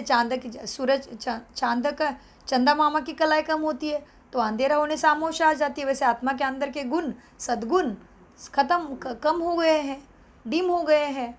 तो डिम लाइट कभी लगेगी, कभी नहीं लगेगी, कभी अच्छे व्यवहार कर पा रहे, कभी नहीं कर पा रहे, कभी अच्छी सोच आ रही किसके लिए, कभी नहीं आ रही है। तो इसीलिए बाबा कहते हैं बच्चों देखो, अब सब ये बातें हैं ना, डिटेल में समझने की है, इधर उधर का सुन के नहीं, डिटेल में थोड़ा समझो ना। हाँ, डिटेल में समझने की और समझाने की है। और ये बातें बहुत सहज भी है। इधर में कोई तुम्हें बड़े बड़े श्लोक्स नहीं पढ़ा रहे जो तुम्हारे बुद्धि के ऊपर से चले जाए, ये बोलने भी नहीं आ रहे श्लोक्स, ऐसा नहीं है इधर। ये बहुत सहज राजयोग है। राज जान लो दुखों का, सुख मिलता कैसे है, मैं कौन हूँ, कहाँ से आया हूँ, क्यों इस दुनिया को कलयुग कहते, क्या कर्मों की गति होती है। किसी का दुख देख के क्या कहते हैं, बेचारे के कर्म देखो, कर्म कुट रहा है। तो ये सारे राज जानना माना सहज राजयोग मेडिटेशन, इसमें कोई डरने की बात नहीं है। तो बाबा कहते हैं बच्चों देखो, ये समझने की बातें हैं और ये समझाने की बातें हैं। देखो बच्चों, डिटेल में समझाने की बातें हैं और बहुत सहज भी है ये बातें, परंतु समझते नहीं है। क्यों? ना समझ सकते हैं ना समझते हैं, क्योंकि ये रावण का राज्य है ना, तो राम को जल्दी पहचानेंगे थोड़ी। हाँ, तो ये रावण को जलाना द्वापर युग से शुरू होता है। डिटेल में समझाने की बातें हैं और ये बहुत सहज है, बहुत सहज, परंतु समझते नहीं। सहज होने के बाद भी समझते भी नहीं है तो ना समझा सकते हैं। तो ये रावण राज्य को, ये रावण को द्वापर युग से जलाना शुरू होता है। ऐसे थोड़ी कहेंगे कि 5000 वर्ष हुए हैं। भक्ति मार्ग शुरू होता है तो ये उपद्रव भी शुरू होते हैं प्रकृति के। अब फिर रावण का राज्य का विनाश, राम राज्य की स्थापना कैसी होती है सो तुम जान गए हो। तो इसके लिए भक्ति में सोहम सोहम करते हो। राम राज्य कैसे आता है, रावण का राज्य कैसे खत्म होता है, तुम जान गए हो। तुम्हारी ज्ञान की तीसरा नेत्र जग गया है। हाँ, तो इसको ही सोहम कह सकते हैं। सोहम, हमने जान लिया हम कौन है, सत्यता क्या है, मैं कौन हूँ, ये शरीर को कौन चल रहा है, मैंने जान लिया है, तो सोहम हो गया। तो सोहम का जप मंत्र करते हैं, उधर माला जपते हैं। तो इसलिए बाबा क्या कहते हैं, रावण राज्य का विनाश, राम राज्य की स्थापना कैसी होती है सो तुम जानते हो, मनुष्य नहीं जानते। हाँ, मनुष्य कौन है? हम मनुष्य नहीं है, हम कौन है फिर? तो ध्यान में नहीं है हमको। मन के वश जो है, अभी भी अपने मन को नहीं समझ रहे कि मन, मैं आत्मा का मन एक शक्ति है। मन बुद्धि संस्कार आत्मा की शक्ति है जो आत्मा के साथ ही जाती है और आत्मा उसके द्वारा ही कार्य करती है। इसलिए हम कहते हैं मेरे मन को अच्छा लगा, मेरे मन को बुरे लगा। किसी को कहती है इसकी बुद्धि बहुत तेज है, किसी को कहेंगे इसके संस्कार अच्छे हैं। अभी संस्कार अच्छे हैं बोलने से क्या होगा, वो आत्मा ने कैसे बोला, कैसे चला, कैसे कर्म किया, उससे पता चला उसके संस्कार। वैसे कोई भी बोलेगा दिखा उसके संस्कार, अभी दिखा कैसे, उसके एक्शन से पता चला, चाल चलन उसके ज्ञान की बातें, उसने बातें कैसे की, उसका व्यवहार कैसे, उसकी उसी बुद्धि पता चली। और हम बोलते हैं मेरा मन मेरा मन मेरा, तो ये मेरा बोलने वाला भी कोई अलग शक्ति होगी। मन मन मन नहीं कह रहे ना, क्या कहते, मेरे मन को बड़ा अच्छा लगा उनको मिलके, वो आत्मा आत्मा का मन। कौन कह रहा है फिर? ये आत्मा ही कह रही है। तो समझने की बात है। बाबा कहते कितना सहज ज्ञान है। सोहम को समझना। सोहम कौन है? सोहम कौन है? हम सोहम सोहम जपते हैं। सोहम आत्मा है इस शरीर को चलाने वाली। बस महात्मा, पुण्यात्मा, पापात्मा, धर्मात्मा, और अभी क्या बने हैं और क्या बनना है वो जानना है, और कैसे बनना है वो भी जानना, कर्मों की गति को जानना, युगों को जानना, हो गया, सहज है। और मिलता क्या है? सेवा से जानना। करना क्या है पता चला। बीमार है मन से तो वैद्यनाथ से दवाई ले लो ज्ञान की। तो इसीलिए बाबा कहते बच्चों देखो, अब क्या है, रावण राज्य का विनाश, राम राज्य की स्थापना होती है। सो तुम जानते हो, सो तुम, सो हम, हाँ, सो हम जान गए हैं। मनुष्य नहीं जानते हैं। क्या नहीं जानते? रावण क्या होता है मनुष्य नहीं जानते। हर वर्ष जलाते रहते, दुख तो कम हुआ ही नहीं किसी का। हाँ, बाप कहते हैं बच्चों, लंका तो कोई नहीं थी, ये दुनिया ही दुख की लंका बन गई है। हाँ, सतयुग में लंका माना दुख होता ही नहीं है। बहुत थोड़े मनुष्य सतयुग में होते हैं। जमुना का कंटा होता है, कहते कृष्ण जमुना के कंटे में रास रचता है, तो जमुना का कंटा होता है सतयुग में। अजमेर में वैकुंठ का मॉडल भी दिखाते हैं। हाँ, कहाँ पे? अजमेर में। परंतु समझते कुछ भी नहीं। सोने के महल आदि बनाने में वहाँ कोई सतयुग में देरी नहीं लगती है। मशीनरी पर झट गलाकर सोने की टाइल्स बनाते हैं। ये विज्ञान भी तुम्हें आगे मदद करता है। तुम बच्चे जानते हो, अभी विज्ञान के संस्कार बढ़ रहे हैं ना आत्मा के अंदर, वो भी उधर आएंगे हमारी सेवा के लिए। इसलिए कितने सारे साइंटिस्ट, डॉक्टर, इंजीनियर ज्ञान में हैं। ज्ञान में आई हुई आत्मा है, परमात्मा के ज्ञान में आई हुई आत्मा है। सहज राजयोग मेडिटेशन सीखने वाली, सिखाने वाली आत्माएं साधारण नहीं है। हमारी शिवानी बहनी इंजीनियर है, गोल्ड मेडलिस्ट हो ऊपर से। कितने लाखों हज़ारों डॉक्टर इंजीनियर है। हमारा ब्रह्मा बाबा कम था क्या? मम्मा कम थी क्या पढ़ी लिखी? मम्मा जैसा सितार किसी को बजाने आता ही नहीं था, क्लास में टॉप करती थी हमेशा उस टाइम, अंग्रेज़ों के टाइम के स्कूल ऊपर से। तभी तो स्कूलों में भेजते भी नहीं थे लड़कियों को, तभी मम्मा इतनी बुद्धिमानी थी। तो इसीलिए बाबा कहते हैं बच्चों, क्या है, वहाँ पे भी ऐसे तुरंत लेके आएंगे और सोना गला के उसके स्टाइल्स बना देंगे। तो सोने, हीरे, जवाहरात के महल देवी देवता के होते हैं, इसलिए उनको इतना सजा धजा के रखते हैं। जिसे कोशिश करते मंदिर या पूजा घर सुंदर से सुंदर बनावे। हाँ, फिर बाबा समझाते बच्चे, तुम बच्चे जानते हो ये जो साइंस है ना, जिससे विनाश होता है ना, वही फिर तुमको वहाँ काम में भी आएगा, क्योंकि आत्मा संस्कार लेके जाती है ना उस तरह से। अभी ये एरोप्लेन आदि बड़ी खुशी के लिए बनाते हैं। हाँ, उनसे ही विनाश भी करेंगे। एरोप्लेन जाएंगे, एरोप्लेन में बॉम्ब बढ़ेंगे, एरोप्लेन गिर भी जाता है, फट भी जाता है। और वो एरोप्लेन, समझ लो एरोप्लेन के अंदर बॉम्ब भर दिया और उसको उस देश पे भेज दिया और उधर में रिमोट दबा दिया, तो क्या होगा? तो ये एरोप्लेन विनाश का भी कारण बनेंगे अभी। लेकिन ज्ञान तो आत्मा में हो गया कि कैसे एरोप्लेन बनाया था, तो आप जाके सोने का बनाएंगे। जो कहते हैं देवता पुष्प विमान में विचरण करते हैं।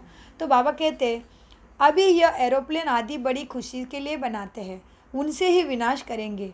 यह तो एरोप्लेन सुख के लिए भी है और यहाँ दुख के लिए भी है। अल्पकाल के लिए सुख है, यहाँ 100 वर्ष के अंदर ये सब चीज़ें निकली है ना खोज करके, तो 100 वर्ष के अंदर इतना सब हुआ है। तो तुम विचार करो। फिर बाबा ने बोला अभी इतना सारा ज्ञान देके अभी तुम विचार करो। 100 वर्ष के अंदर ही खोज निकला सारा साइंस का, तो तुम विचार करो जो विनाश होगा फिर नई दुनिया में कितने थोड़े समय में सब चीज़ें बन जाएगी। और मुख्यतः विनाश डरने की चीज़ नहीं है। मनुष्य के अंदर के बुराई का विनाश होते ही सारी सृष्टि अच्छी बन जाती है। हमारे वाइब्रेशन से, हमारे वायुमंडल से, हमारे स्पंदनों से ही सब कुछ बनता है। ठीक है, तो मनुष्य के अंदर से जब बुराई नष्ट होती जाती है धीरे धीरे, उसका आचरण, उसका मनोबुद्धि संस्कार जैसे श्रेष्ठ बन जाता है, वैसे वायुमंडल, प्रकृति भी ऐसे ही, शरीर भी ऐसा ही मिलने लगता है। इसलिए बाबा ने क्या कहा, विनाश होते ही फिर सारी चीज़ें वहाँ बनाने में टाइम नहीं लगता है। सोने के महल, हीरे जवाहरात के महल देवी देवता के बनेंगे। इसलिए अभी भारत में दिखाते हैं किसी ने अपने कार का पतरा ही सोने का बनाया है, शुरुआत हो गई। तो सोने की चिलखत, एक ने तो सोने का शर्ट बनाया है, एक ने सोने का कोट बनाया है भारत में, इतना अमुक किलो सोना है उसमें। तो बाबा कहते हैं बच्चों तुम विचार करो जो विनाश होगा फिर नई दुनिया में कितने थोड़े समय में सब चीज़ें बन जाएगी। तो विनाश माना पहले अपने अंदर से बुरे संस्कारों को निकालना है, ये पहला विनाश है। तो फिर हमें दुख ज़्यादा सताएगा नहीं। तो बाबा कहते हैं देखो, वहाँ तो झट सोने के महल बन जाते हैं। भारत में सोने चांदी के कितने महल जड़ीत से जड़े हुए थे। भारत में सोने चांदी के कितने महल जड़ीत से जड़े हुए थे। जड़े हुए ही बनाते हैं। हीरो रत्नों से महल बनते हैं, ताज बनते हैं, सब कुछ सोने चांदी हीरे से बनाते हैं। चांदी नहीं है, सोना और रत्नों से बनाते हैं। चांदी तो त्रेता से शुरू होती है।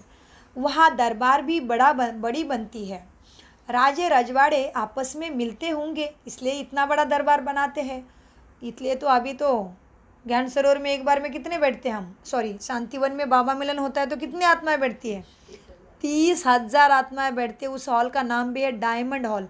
लिम्का बुक में, वर्ल्ड ग्रीनिच बुक में उसकी नोंद हो गई है कि एक ही साथ बिना पिलर का, बीच में कोई पिलर नहीं है। हॉल तो दुनिया भर में बड़े होंगे, ज़्यादा कुछ बड़ी बात नहीं है, बहुत होंगे बहुत लोग देश में, लेकिन बिना पिलर का जो हॉल है वो केवल ब्रह्मा कुमारी का शांतिवन में है, माउंट आबू में, जिसमें एक ही बार 30,000 आत्माएं बाबा मिलन करती है, परमात्मा से महावाक्य ज्ञान का अमृत पीती है। तो ये ब्रह्मा कुमारी के पास है। तो इसलिए बाबा कहते हैं वहाँ महल बड़े बड़ा बनाते, मतलब उधर राजा महाराज एक साथ बैठते होंगे, ज़रूर बैठेंगे। अभी बाबा का मिलन मनाते हैं। 140 देशों की आत्मा परमात्मा को पहचान गई, अपने बाप को पहचान गए, तो सतयुग में तो होगा ही मिलन। तो बाबा कहते बच्चे वहाँ दरबार बड़ी बनती है। राजे रजवाड़े आपस में मिलते होंगे। उसको पांडव सभा नहीं कहेंगे, वो देवी देवताओं की सभा होती है सतयुग में। पांडवों की सभा अभी यहाँ लगी है जब भी महाभारत युद्ध चल रहा है, रावण का और राम का, बुराई का अच्छाई का युद्ध। तो इसीलिए बाबा कहते हैं उस सभा को, देवी देवताओं की सभा को पांडव सभा नहीं कहेंगे, उसको कहेंगे लक्ष्मी नारायण की राजधानी की सभा। किसकी सभा? लक्ष्मी, श्री लक्ष्मी नारायण की राजधानी की सभा। प्रिंस प्रिंसेस सब आकर बैठते हैं। ब्रिटिश गवर्नमेंट थी तभी भी प्रिंस प्रिंसेस महाराजाओं की बड़ी सभा लगती थी। फिर बाबा दुनिया का बात बता रहे अभी कलयुग की। जब ब्रिटिश गवर्नमेंट भारत में थी तो क्या था, प्रिंस प्रिंसेस महाराजा राजा महाराजाओं को तो लड़ाया ना उन्होंने। ब्रिटिश सरकार ने क्या किया, बड़े बड़े राजा महाराजों को लालच दे के उनको उनको लड़ा दिया अपने आपस में कि तुम्हें हम इतना बड़ा ज़मीन देंगे, इतना राज्य तुम्हें देंगे, वो राजा का तुम्हें देंगे, तुम हमारे तरफ से चलो। तो इसीलिए बाबा कहते हैं ब्रिटिश गवर्नमेंट थी तो प्रिंस प्रिंसेस महाराजाओं की बड़ी सभा लगती थी। सब राजाएं ताज लगा कर बैठते थे। नेपाल नरेश, तभी नेपाल नरेश था, नेपाल राजा का बड़ा मान था। तभी नेपाल में बाबा जाते थे। ब्रह्मा बाबा को निमंत्रण आता था नेपाल नरेश हमेशा, क्योंकि बाबा के हीरे जवाहरात के दुकान था बड़ा, इतना बड़ा फैक्ट्री, तो उसमें से वो हीरे जवाहरात के महल, हीरे जवाहरात की जब बनाना है ज्वेलरी महारानियों के लिए तो इनके ही दुकान से लेते थे। तो इसलिए नेपाल में बाबा जाते थे। अभी नेपाल में सबसे बड़ा ब्रह्मा कुमारी का क्राउड है, सबसे ज़्यादा ब्रह्मा कुमार का है नेपाल में है, क्योंकि नेपाल नरेश उतने तेजस्वी थे। तो इसीलिए, और वहाँ के लोगों के अंदर आज भी बहुत सारे अच्छे गुण हैं। दिखते हैं हम नेपाली लोग कितने सज्जन होते हैं। भारत में भी देखो सिक्योरिटी होता है, देखो गेट पे कितना हॉनेस्ट समझा जाता है उनको, कि उनके अंदर के गुण है ना। तो बाबा कहते देखो बच्चों, नेपाल में बाबा जाते थे, वहाँ राणा फैमिली की सभा लगती थी। बड़े ताज वाले रानी भी बैठते थे, रानियाँ भी बैठती थी, उनको महाराजा महारानी कहते हैं। फिर ये ब्रह्मा बाबा जाते थे तभी क्या देखते थे, महाराजा महारानियाँ महल में बैठी है सारी। फिर उनमें नंबरवार भी होते हैं। रानियाँ नहीं बैठती है, वो प्रदर्शनी होती है, पर्दे नसीन। रानी नहीं बैठती है ऐसे डायरेक्ट, वो पर्दे में रहती है रानी। तभी का बता रहे, मतलब इस कलयुग के अंत में भी, जब अभी 100 साल पीछे जाओ, राजा महाराजा थे इधर, ब्रिटिश गवर्नमेंट था, तभी भी रानियों को पर्दे के अंदर रखते थे। तो अभी तो कपड़े पहनना ही पसंद नहीं कर रहे, तो खेल तो कैसा बिगड़ता जा रहा है ना। अति भ्रष्टाचार, अति श्रेष्ठ खत्म हो गया, भ्रष्ट आचरण हो गया ना हमारा। तो इसीलिए बाबा कहते हैं तभी के महाराजा महारानी बैठते थे, लेकिन रानियाँ ऐसे पर्दे नसीन होती है। बड़े भपके से बैठते हैं। हम कहते थे यह पांडवों का राज्य है। वो अपने को कहते थे, वो बाबा कहते हैं, अभी ज्ञान के आधार से बाबा देखते हैं तो कहते हैं ये पांडवों का राज्य है। लेकिन वो राजा महाराजा कलयुग के क्या कहते थे, अपने को सूर्यवंशी भी है। अभी थोड़ा सा ठीक से पीछे से ध्यान से पढ़ते हैं। लगातार पढ़ने से लिंक लगती है, बीच में चिंतन करने से थोड़ा लिंक टूट जाती है आखिर। तो इसलिए बाबा क्या कहते हैं देखते हैं अभी हम। बाबा ने कहा, बच्चों, ब्रिटिश गवर्नमेंट थी तो प्रिंस प्रिंसेस महाराजाओं की बड़ी सभा लगती थी। जब राजाई ताज लगाकर बैठते थे, सब राजाई ताज लगाकर बैठते थे। नेपाल में बाबा जाते थे। कौन से बाबा जाते थे नेपाल में? जी, नेपाल में बाबा जाते थे तो वहाँ राणा फैमिली की सभा लगती थी। बड़े ताज वाले राणे बैठते थे, उनको महाराजा महारानी कहते हैं। फिर उनमें भी नंबरवार होते हैं। रानियाँ नहीं बैठती है, वह पर्दे नसीन होती है। बड़े भपके से बैठते हैं महल में। हम कहते थे यह तो पांडव राज्य है। वह अपने को कहते भी सूर्यवंशी है। यहाँ थे परंतु सिंगल ताज वाले। उनसे पहले डबल सिरताज थे। श्री कृष्ण के लिए अनेक बातें लिख दी है। फलाने को भगाया, यह सब किया, ऐसे किया, वैसे किया, परंतु ऐसी बात है नहीं। वो एक प्रतीकात्मक है। अभी की बातें हैं सारी। कृष्ण कैसे करेगा ऐसे? देखो, इतना बड़ा राजा है वो, सतयुग का प्रिंस है। हेवन का भगवान है वो श्री कृष्ण। हेवनली प्रिंस है वो कैसे ऐसे करेगा? स्वर्ग का राजा महाराजा, किसी को भगाने की ज़रूरत है उसको? किसी के कपड़े चुराने के, मक्खन चुराने की ज़रूरत है? नहीं। इसमें ज्ञान की गहराई छुपी है, प्रतीकात्मक है। उसने अज्ञान की मटकी फोड़ी। उसने मनुष्य ब्रह्मा के रूप में उसने सभी के अंदर की अज्ञानता निकालने के लिए सबको जगाया। भगवान की आज्ञा का पालन किया। परमात्मा को अपने अंदर बिठा के उसके संस्कारों को धारण करके सबको ऐसे बनाया है उसने। सबकी दुख की मटकी फोड़ी, सबके अज्ञान अंधेरा के विनाश कर दिया और उसकी बातें कहाँ लेके गए हैं। इसलिए परमपिता परमात्मा बाप ही तो ठोक से कह सकता है, बाकी कोई कह सकता है कि ये बातें ऐसे हैं? परमपिता परमात्मा ही कहते हैं, क्योंकि उनको सद्गति देने उनका काम है। तो जैसे उनका काम है वैसे ही वो करेंगे, अभी डायरेक्शन देंगे। क्योंकि सद्गति सद्बुद्धि दूसरा कोई दे ही नहीं सकता। सत्य तो है आत्मा को गति चाहिए। कोई मुर्दा कहेगा कि मुझे सद्गति दो? नहीं। इसलिए बाबा कहते हैं, बच्चों देखो, अब क्या है, श्री कृष्ण के लिए अनेक बातें लिख दी है। फलाने को भगाया, यह किया, परंतु ऐसे बातें तो है नहीं। जो चलो आगे बढ़ते, बाबा कहते हैं चलो जो भी है, जो उत्सव पास्ट हो जाते हैं, हाँ, वह फिर मनाते आते हैं। यह भी उत्सव मनाते हैं, यह भी उत्सव ही मनाते हैं। अब क्या हुआ? जबकि रावण राज्य को खलास कर राम राज्य की स्थापना की, यह तो वर्ष मनाते हैं। तो सिद्ध होता है आसुरी रावण राज्य 5000 वर्ष पहले भी था। बाप आया था, आकर रावण का राज्य विनाश कराया था। इसलिए शिवरात्रि से लेके सारे खेल मनाते हैं। शिवरात्रि भी है, शिव जयंती भी है। फिर उसका शरीर भी नहीं तो जयंती कैसी हुई? वो आया ज़रूर होगा। हाँ, तभी श्री कृष्णाष्टमी भी हो गई, रामनवमी भी हो रही है, तभी दशहरा हो रहा है, तभी रक्षा का बंधन भी हो रहा है। क्यों? तभी कुछ ये हुआ है, इसमें से कुछ प्राप्ति की है, इसलिए उसका उत्सव मना रहे हो। हाँ, जैसे बर्थडे मना रहे हो आज, समझ लो बच्चों का, तो वो बच्चा जन्म हुआ है इसलिए तो मना रहे हो ना। तो बाबा उसी आधार से कहते हैं, बच्चों देखो, अब ये उत्सव मनाते हैं, हाँ, वर्ष मनाते हैं। तो उससे सिद्ध होता है आसुरी रावण राज्य 5000 वर्ष पहले भी इस धरती पे था।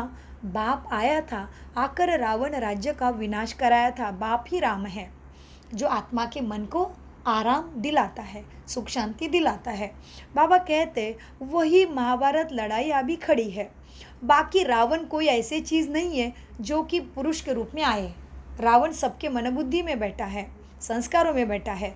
बाकी रावण कोई चीज़ नहीं है। रावण की स्त्री मंदोदरी दिखाते हैं, उनको फिर 10 सी नहीं दिखाते। मंदोदरी मन के वश होके जो कार्य हो रहे हैं, परमत, इसने ऐसे लिख के रखा, उसने ऐसे लिख के रखा, इधर ये संदर्भ दिया, उधर वो संदर्भ दिया है, तो हम उससे कोई मानेंगे? तो ले लो फिर, मनधोधरी रावण की पत्नी, जन मन से चल रहे हैं। जन के मन ने कभी ना कभी कुछ लिख के रखा है, परमत ने कुछ लिख के रखा है, मन मत ऐसा कहता है तो चल रहे मनोधरी। वो रावण की पत्नी है, कैद में है बेचारी, पत्नी बनना पड़ रहा है उसको रावण। क्या रावण इतना, वो इतनी सुंदर दिखाई, फिर भी सीता के ऊपर उसका मन जा रहा है। और वो इतनी सज्जन स्त्री, माना आत्मा ऐसे फंस गई है परमत मन मत, समाज के मत में। लेकिन अभी किस में आना है? परमात्मा मत में आना है, श्रीमत में आना है, भगवान वाचे समझना है। बाबा कहते बच्चों देखो, रावण की स्त्री मंदोदरी दिखाते हैं, उनको फिर 10 सिर नहीं दिखाया। फिर रावण को 10 सिर है, मंदोदरी को नहीं जला रहे, उसके परिवार में किसी को नहीं जला रहे, रावण को अकेले को जला रहे। तो इसमें कुछ समझने की बातें हैं ना, कुछ तो ज्ञान की बातें पकड़ना पड़ेगा ना, सोचना पड़ेगा। जैसे कि देखो, अगर कोई राजा गलत काम करता है तो सारे दरबार को ही शिक्षा देते हैं, ऐसा अकेला राजा को खलास करते हैं क्या? पूरा उनके पूरे घर से ही कायदा निकाल लेते हैं कि तुमने अच्छा काम नहीं किया, तुम्हारे राजगद्दी पे कोई भी नहीं बैठेगा, तुम्हारे से राजाई का तिलक ही निकाल देते हैं। तो अकेला रावण को ही 10 सिर है, रावण को ही जलाते, मंदोदरी को नहीं जला रहे, किसी को भी नहीं जला रहे। तो समझने की बात है, बाबा कहते हैं समझना पड़े क्यों उसको 10 सिर है। क्योंकि स्त्री के अंदर 5 विकार है, पुरुष के अंदर 5 विकार है, लोभ मोह काम क्रोध ईर्ष्या द्वेष, सबके अलग अलग कैटेगरी है। स्त्री के अंदर लोभ मोह काम अहंकार, स्त्री के अंदर काम वासना ज़्यादा, जो भी है आपको ज्ञान में आने से बाद सहज राज करोगे तो आपको पता चल जाएगा ये क्या खेल है। हाँ, तो जैसे कोई कितनी चीज़ें प्रतीकात्मक है, जैसे देवी देवताओं के हाथ में सारे शस्त्र दिखाए, अस्त्र दिखाए, फूल कमल दिखाया है, लक्ष्मी के हाथ से सोने के हीरे चांदी गिरे, विष्णु के हाथ में 4 अलंकार दे दिए, सबके अर्थ है, प्रतीकात्मक है, उसमें कुछ मोरल है। जैसे यहाँ पे भारत का झंडा देखेंगे तो उधर भारत है क्या? अरे वो झंडा हमारे देश की निशानी है।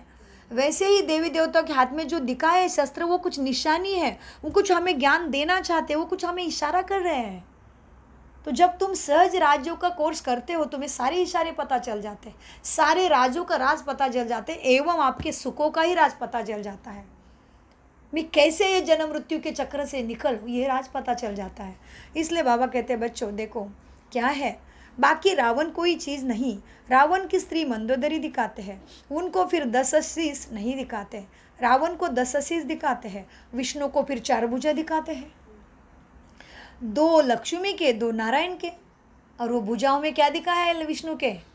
कमल, शंख, चक्र, गदा। गदा खड़ी है क्या?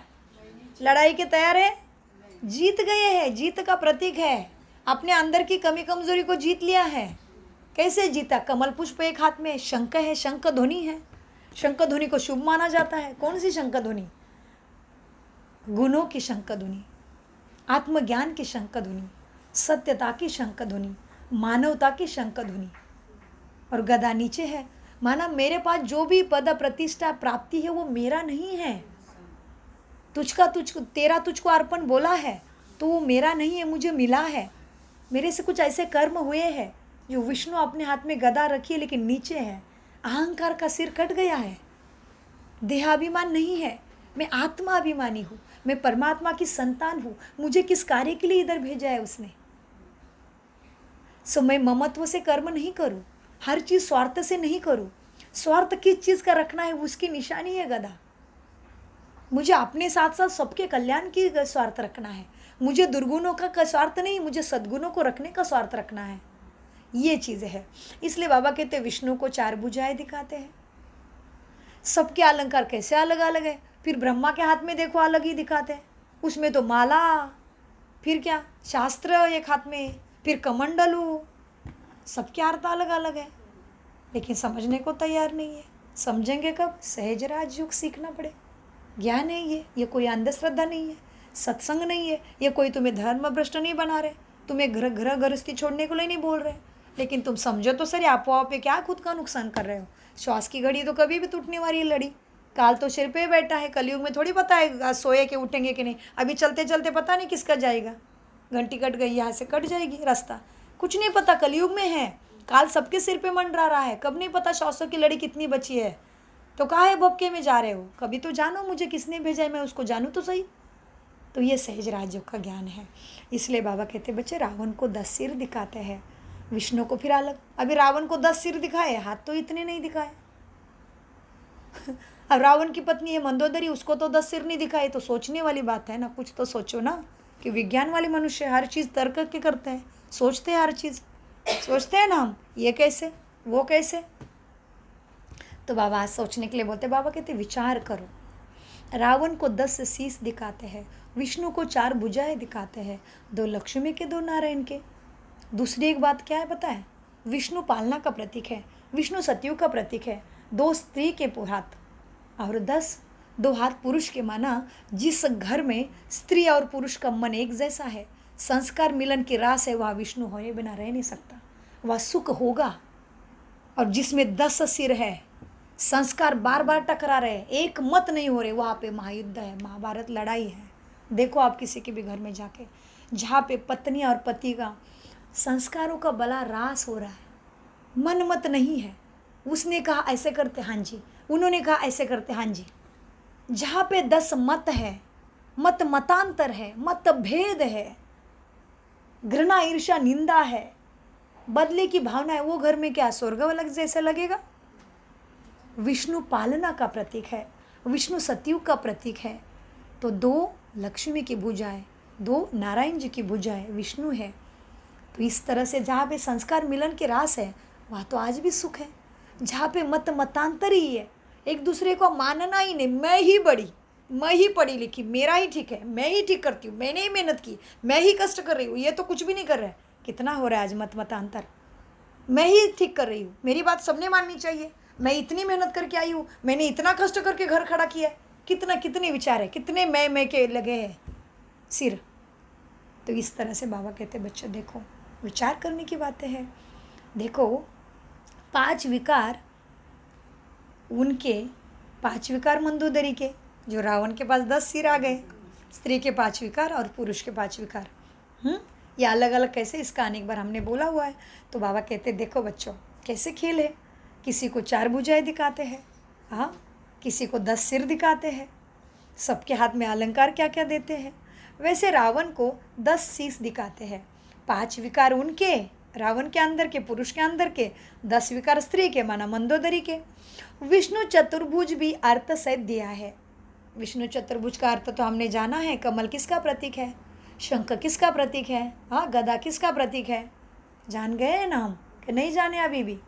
स्वदर्शन चक्र किसका प्रतीक है, दूसरे का गला काटने के लिए स्वदर्शन नहीं था, स्व का दर्शन करो मैं क्या कर रही हूँ, हर कर्म के पीछे मेरा भाव कैसा है, मेरे स्व के अंदर काम क्रोध ईर्ष्या द्वेष अहंकार कितना बैठा है, मैंने स्व का दर्शन कभी किया क्या, पर दर्शन में ही फंस गई हूँ, उसने ऐसे किया, उसने ऐसे किया, ये ऐसी है, वो ऐसी, इसलिए मैं ऐसी हूँ,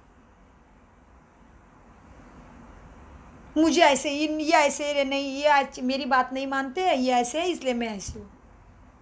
ये तो स्वदर्शन नहीं हुआ। अभी वो ऐसी वैसी है, जो भी जैसा जैसा है, लेकिन तुम कैसे हो, तुम कैसे घर में शांति ला सकते हो, तुम्हारा दर्शन करो ना, तुम कैसे संस्कार मिलन की रास कर सकते हो, वो देखना था स्वदर्शन। स्वदर्शन माना आईने में चेहरा देखना, वो नहीं था, ये तो मट्टी का पुतला है, आईने में चेहरा देखने से खुद को देख पाए क्या। फिर क्यों कहते हो मेरी उंगली कट गई, कहो ना उंगली की उंगली कट गई, कहते हो क्या उंगली की उंगली कट गई और उंगली की उंगली दुख रही है, मेरी उंगली कट गई है, मुझे दर्द है, तो मुझे दर्द है कौन है ये जानना माना स्वदर्शन चक्र घुमाना। जो चक्र माना आत्मा हमेशा जीवन मृत्यु में आती है, वो कभी भी विनाश को नहीं पाती और आत्मा कभी रुकती भी नहीं है, एक शरीर छोड़ के दूसरे शरीर में चली जाती है। ये जानना, आत्मा अभिमानी बनना, आत्मा का परमात्मा का ज्ञान जानना माना सो का दर्शन करना था। ये विष्णु के हाथ में है स्वदर्शन चक्र, गदा है, शंख है, कमल है। तो बाबा कहते हैं बच्चों विष्णु चतुर्भुज भी अर्थ सहित दिखाया है। पूजा फिर महालक्ष्मी की करते हैं, सबके पास अलग अलग डिपार्टमेंट दिया है, फिर भी जानने को तैयार नहीं है। पैसा चाहिए लक्ष्मी को लेके आएंगे, ज्ञान चाहिए तो सरस्वती को पूजेंगे, हाँ, और फिर जानने को तैयार नहीं, इनके प्रोफेशन कैसे अलग अलग हो गए, क्या राज है। तो राजो करो सहज, जान जाओगे। पूजा भी लक्ष्मी महालक्ष्मी की करते हैं। महालक्ष्मी को कभी दो भुजा वाली नहीं दिखाएंगे। दीपमाला में लक्ष्मी का आह्वान करते हैं। क्यों? नारायण ने क्या गुनाह किया था? दीपमाला में लक्ष्मी का आह्वान। लक्ष्मी को धन की देवी कहा। धन की देवी किस कब बनेगी? सच्चा धन, ज्ञान धन पहले जमा करना पड़ेगा। सत्य ज्ञान ही धन है। क्योंकि प्रैक्टिकल में भी देखो, संसार में भी अगर आपके अंदर डॉक्टरी का ज्ञान है तो डॉक्टरी आपको प्राप्ति कराएगी, इस धरती का धन देगी। फिर धन को, पैसे को कहा माया। पैसा माया नहीं है। पैसे को किस तरह से कमाया जा रहा है वो माया है। पैसा दुख नहीं देता तुम्हें, पैसे का यूज़ कैसे करते हो वो फिर रिटर्न दुख में आता है। कर्म, जो सहज राजयोग से कर्म की गति जानना है। पैसा को माया कहा है, पैसा माया नहीं है। पैसे का यूज कैसे करें, पैसे कमा कैसे रहे हो, उसको माया है, वो माया है, वो दुख देगी। तो इस तरह से लक्ष्मी, बाबा कहते हैं लक्ष्मी का आह्वान करते हो दीपमाला में। और भाई नारायण ने तुम्हारा क्या बिगाड़ा था? लक्ष्मी नारायण एक है ना। श्री नारायण के बिना लक्ष्मी अधूरी है, लक्ष्मी के बिना श्री नारायण अधूरा है। और दीपमाला हो गई, आत्मा की ज्योति जग गई तो लक्ष्मी को बुला रहे। माना ज्ञान दीपक पहले जगाना था तो लक्ष्मी माना सुख, शांति, शक्ति, प्रेम, आनंद, सदगति, सद्य बुद्धि। तुम्हें जो चाहिए वो मिलना ही है। धन जाएगा कहाँ? जिस तरह से ये दुनिया का ज्ञान प्राप्त करते हो तो उसके अनुसार जीवन चलाते हैं, वैसे ही सदगति का ज्ञान प्राप्त करो। धन ही धन है। सारी लक्ष्मी के दरबार तुम्हारे घर में ही खुलेंगे फिर। तो इसीलिए बाबा कहते हैं देखो बच्चों, विचार करो, दीपमाला में लक्ष्मी का आह्वान करते क्यों? नारायण ने कोई गुनाह किया था क्या? लक्ष्मी को ही धन तो नारायण ही देते हैं ना। आप पार्टनर होंगे तभी तो धन आएगा लक्ष्मी के पास। हाँ, तो हमने जाना है लक्ष्मी नारायण का राज। कैसे जाना? सहज राज योग से, सहज राज योग मेडिटेशन कोर्स से जाना ना हमने। नारायण की बिना लक्ष्मी कैसे धनवान बन सकती? बोलो भाई, आप पार्टनर है वो भी हर चीज़ का। तो बाबा कहते हैं बच्चों, इसलिए देखो शादी होती है तो कभी कहते हैं क्या लक्ष्मी का भला हो? लक्ष्मी नारायण का जोड़ा है कहते हैं। लक्ष्मी का जोड़ा है भी नहीं कहा। शादी होते तो क्या कहते हैं? अच्छे जोड़े को लक्ष्मी नारायण का जोड़ा लग रहा है, देवी देवता लग रहे हैं। हाँ, तो बाबा समझाते, विचार करो बच्चों, सारा राज है पूजा पाठ में। तो लक्ष्मी को भी धन तो नारायण ही देता होगा ना। हाफ पार्टनर होंगे। तो नारायण ने क्या गुनाह किया? वास्तव में धन कोई लक्ष्मी से नहीं मिलता, धन तो जगतांबा से मिलता है।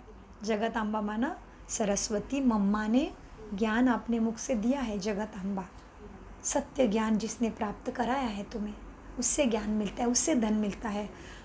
सत्य ज्ञान ही धन है। पहले तो ज्ञान धन से जीवन उजाला है। जीवन हेल्दी वेल्दी हैप्पी सक्सेसफुल बनेगा, ज्ञान चाहिए। इसलिए बाबा कहते वास्तव में धन कोई लक्ष्मी से नहीं मिलता, धन तो जगतांबा से मिलता है। ज्ञान धन की बात हो रही। जैसे ही ज्ञान धन अंदर आता है, दिव्य गुण आते हैं, दिव्य गुण ही मेरा धन है। आ गए लक्षण। लक्षण माना धारणा, स्वभाव, संस्कार, ऐसे बन जाना माना लक्ष्मी। तो बाबा कहते तुम जानते हो जगतांबा सो ही फिर लक्ष्मी बनती है। तो उन्होंने अलग अलग कर दिया है, उन्होंने भक्ति में अलग अलग कर दिया। जगतांबा से हर चीज़ मांगते हैं। कोई भी दुखी होगा, बच्चा मर जाएगा तो जगतांबा को कहेंगे रक्षा करो, बच्चा दो, ये बीमारी दूर करो, ये जगतांबा के पास जाते हैं। धन चाहिए तो लक्ष्मी के पास जाते हैं। बहुत कामनाएं रखते हैं, अलग अलग तरीके से देवी देवता के पास कामना रखते हैं। लक्ष्मी के पास एक ही कामना रख कर जाते हैं कि धन दे, बस। जगतांबा सभी कामनाएं पूरी करने वाली है। धनवान तो यही बनती है, धनवान तो यह बनाती है ना, ज्ञान धन देती है।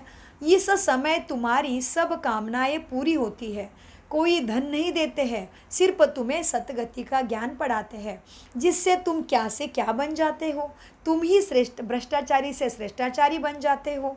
और फिर लक्ष्मी बनती हो लक्ष्मी, और फिर लक्ष्मी बनती हो तो धनवान ही बन जाते हो। ताकत इस समय तुम्हारे में है, जो तुम सब मनोकामनाएं पूरी कर सकती हो।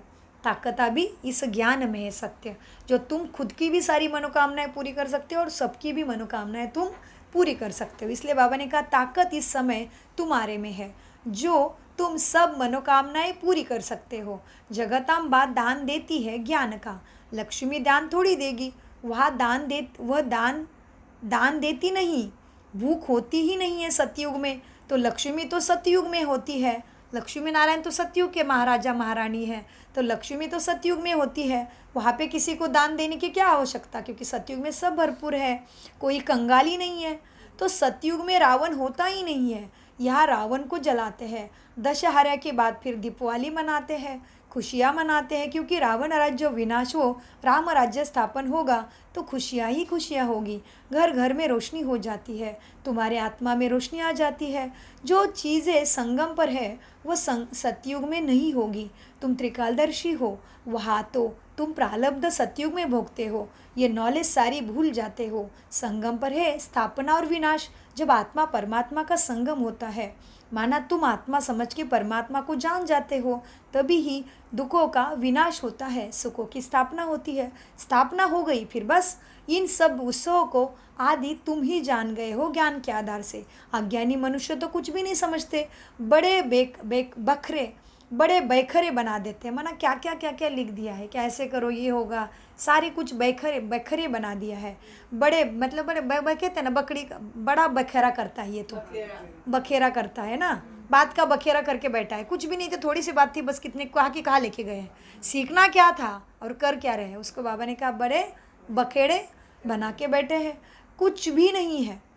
तुम प्रैक्टिकल में देख रहे हो, सतयुग में ये बातें नहीं होती है। नारद की भी बात शास्त्रों में है, तुमसे भी पूछा जाता है। तुम कहते हो बाबा हम लक्ष्मी को वरेंगे अथवा नारायण को वरेंगे, तो बाप कहते हैं अपने में देखो, कोई विकार तो नहीं छुपा है ना, तो खुद के मन के आईने में खुद को देखो, तो ज़रूर लक्ष्मी नारायण बनेंगे। अगर क्रोध, इसलिए नारायण की कहानी है ना, वो गए पूछने भगवान को कि मैं लक्ष्मी को वर सकता हूँ क्या। लक्ष्मी का दरबार लगा था माला डालने का, तो नारायण बोले मेरे बिना तो कोई होगा ही नहीं, मेरे जैसा कोई होगा ही नहीं शक्तिशाली, भगवान के ऊपर प्रेम करने वाला, मैं जैसा दिव्य कोई नहीं। तो आ गए, फिर भगवान बोले मेरे पास लिस्ट है कौन कौन जाएगा नारायण लक्ष्मी को वरने। तो बोले मेरा तो नाम पहला होगा, भगवान को बोले। तो भगवान चुप हो गए नारायण जी दरबार में जाने से पहले। तो नारायण कहते हैं नहीं नारायण, मेरा तो नाम आपकी लिस्ट में पहला होगा। तो भगवान ने बोला जिनका लिस्ट में नाम है वही जाएगा लक्ष्मी को वरने। तो नारायण को भगवान वो नारायण तो भगवान करता रहता है, प्रभु का गायन करता है, नारायण नारायण नारायण जपता रहता है नारद। हाँ, तो भगवान को पूछता है मेरा नाम तो सबसे ऊपर होगा, मैं तो ज़रूर जाऊँगा लक्ष्मी को वरने। तो भगवान चुप हो गए। तो नारद बोलते भगवान आप चुप हो गए मैंने बोलने से, मैं जाऊँ क्या।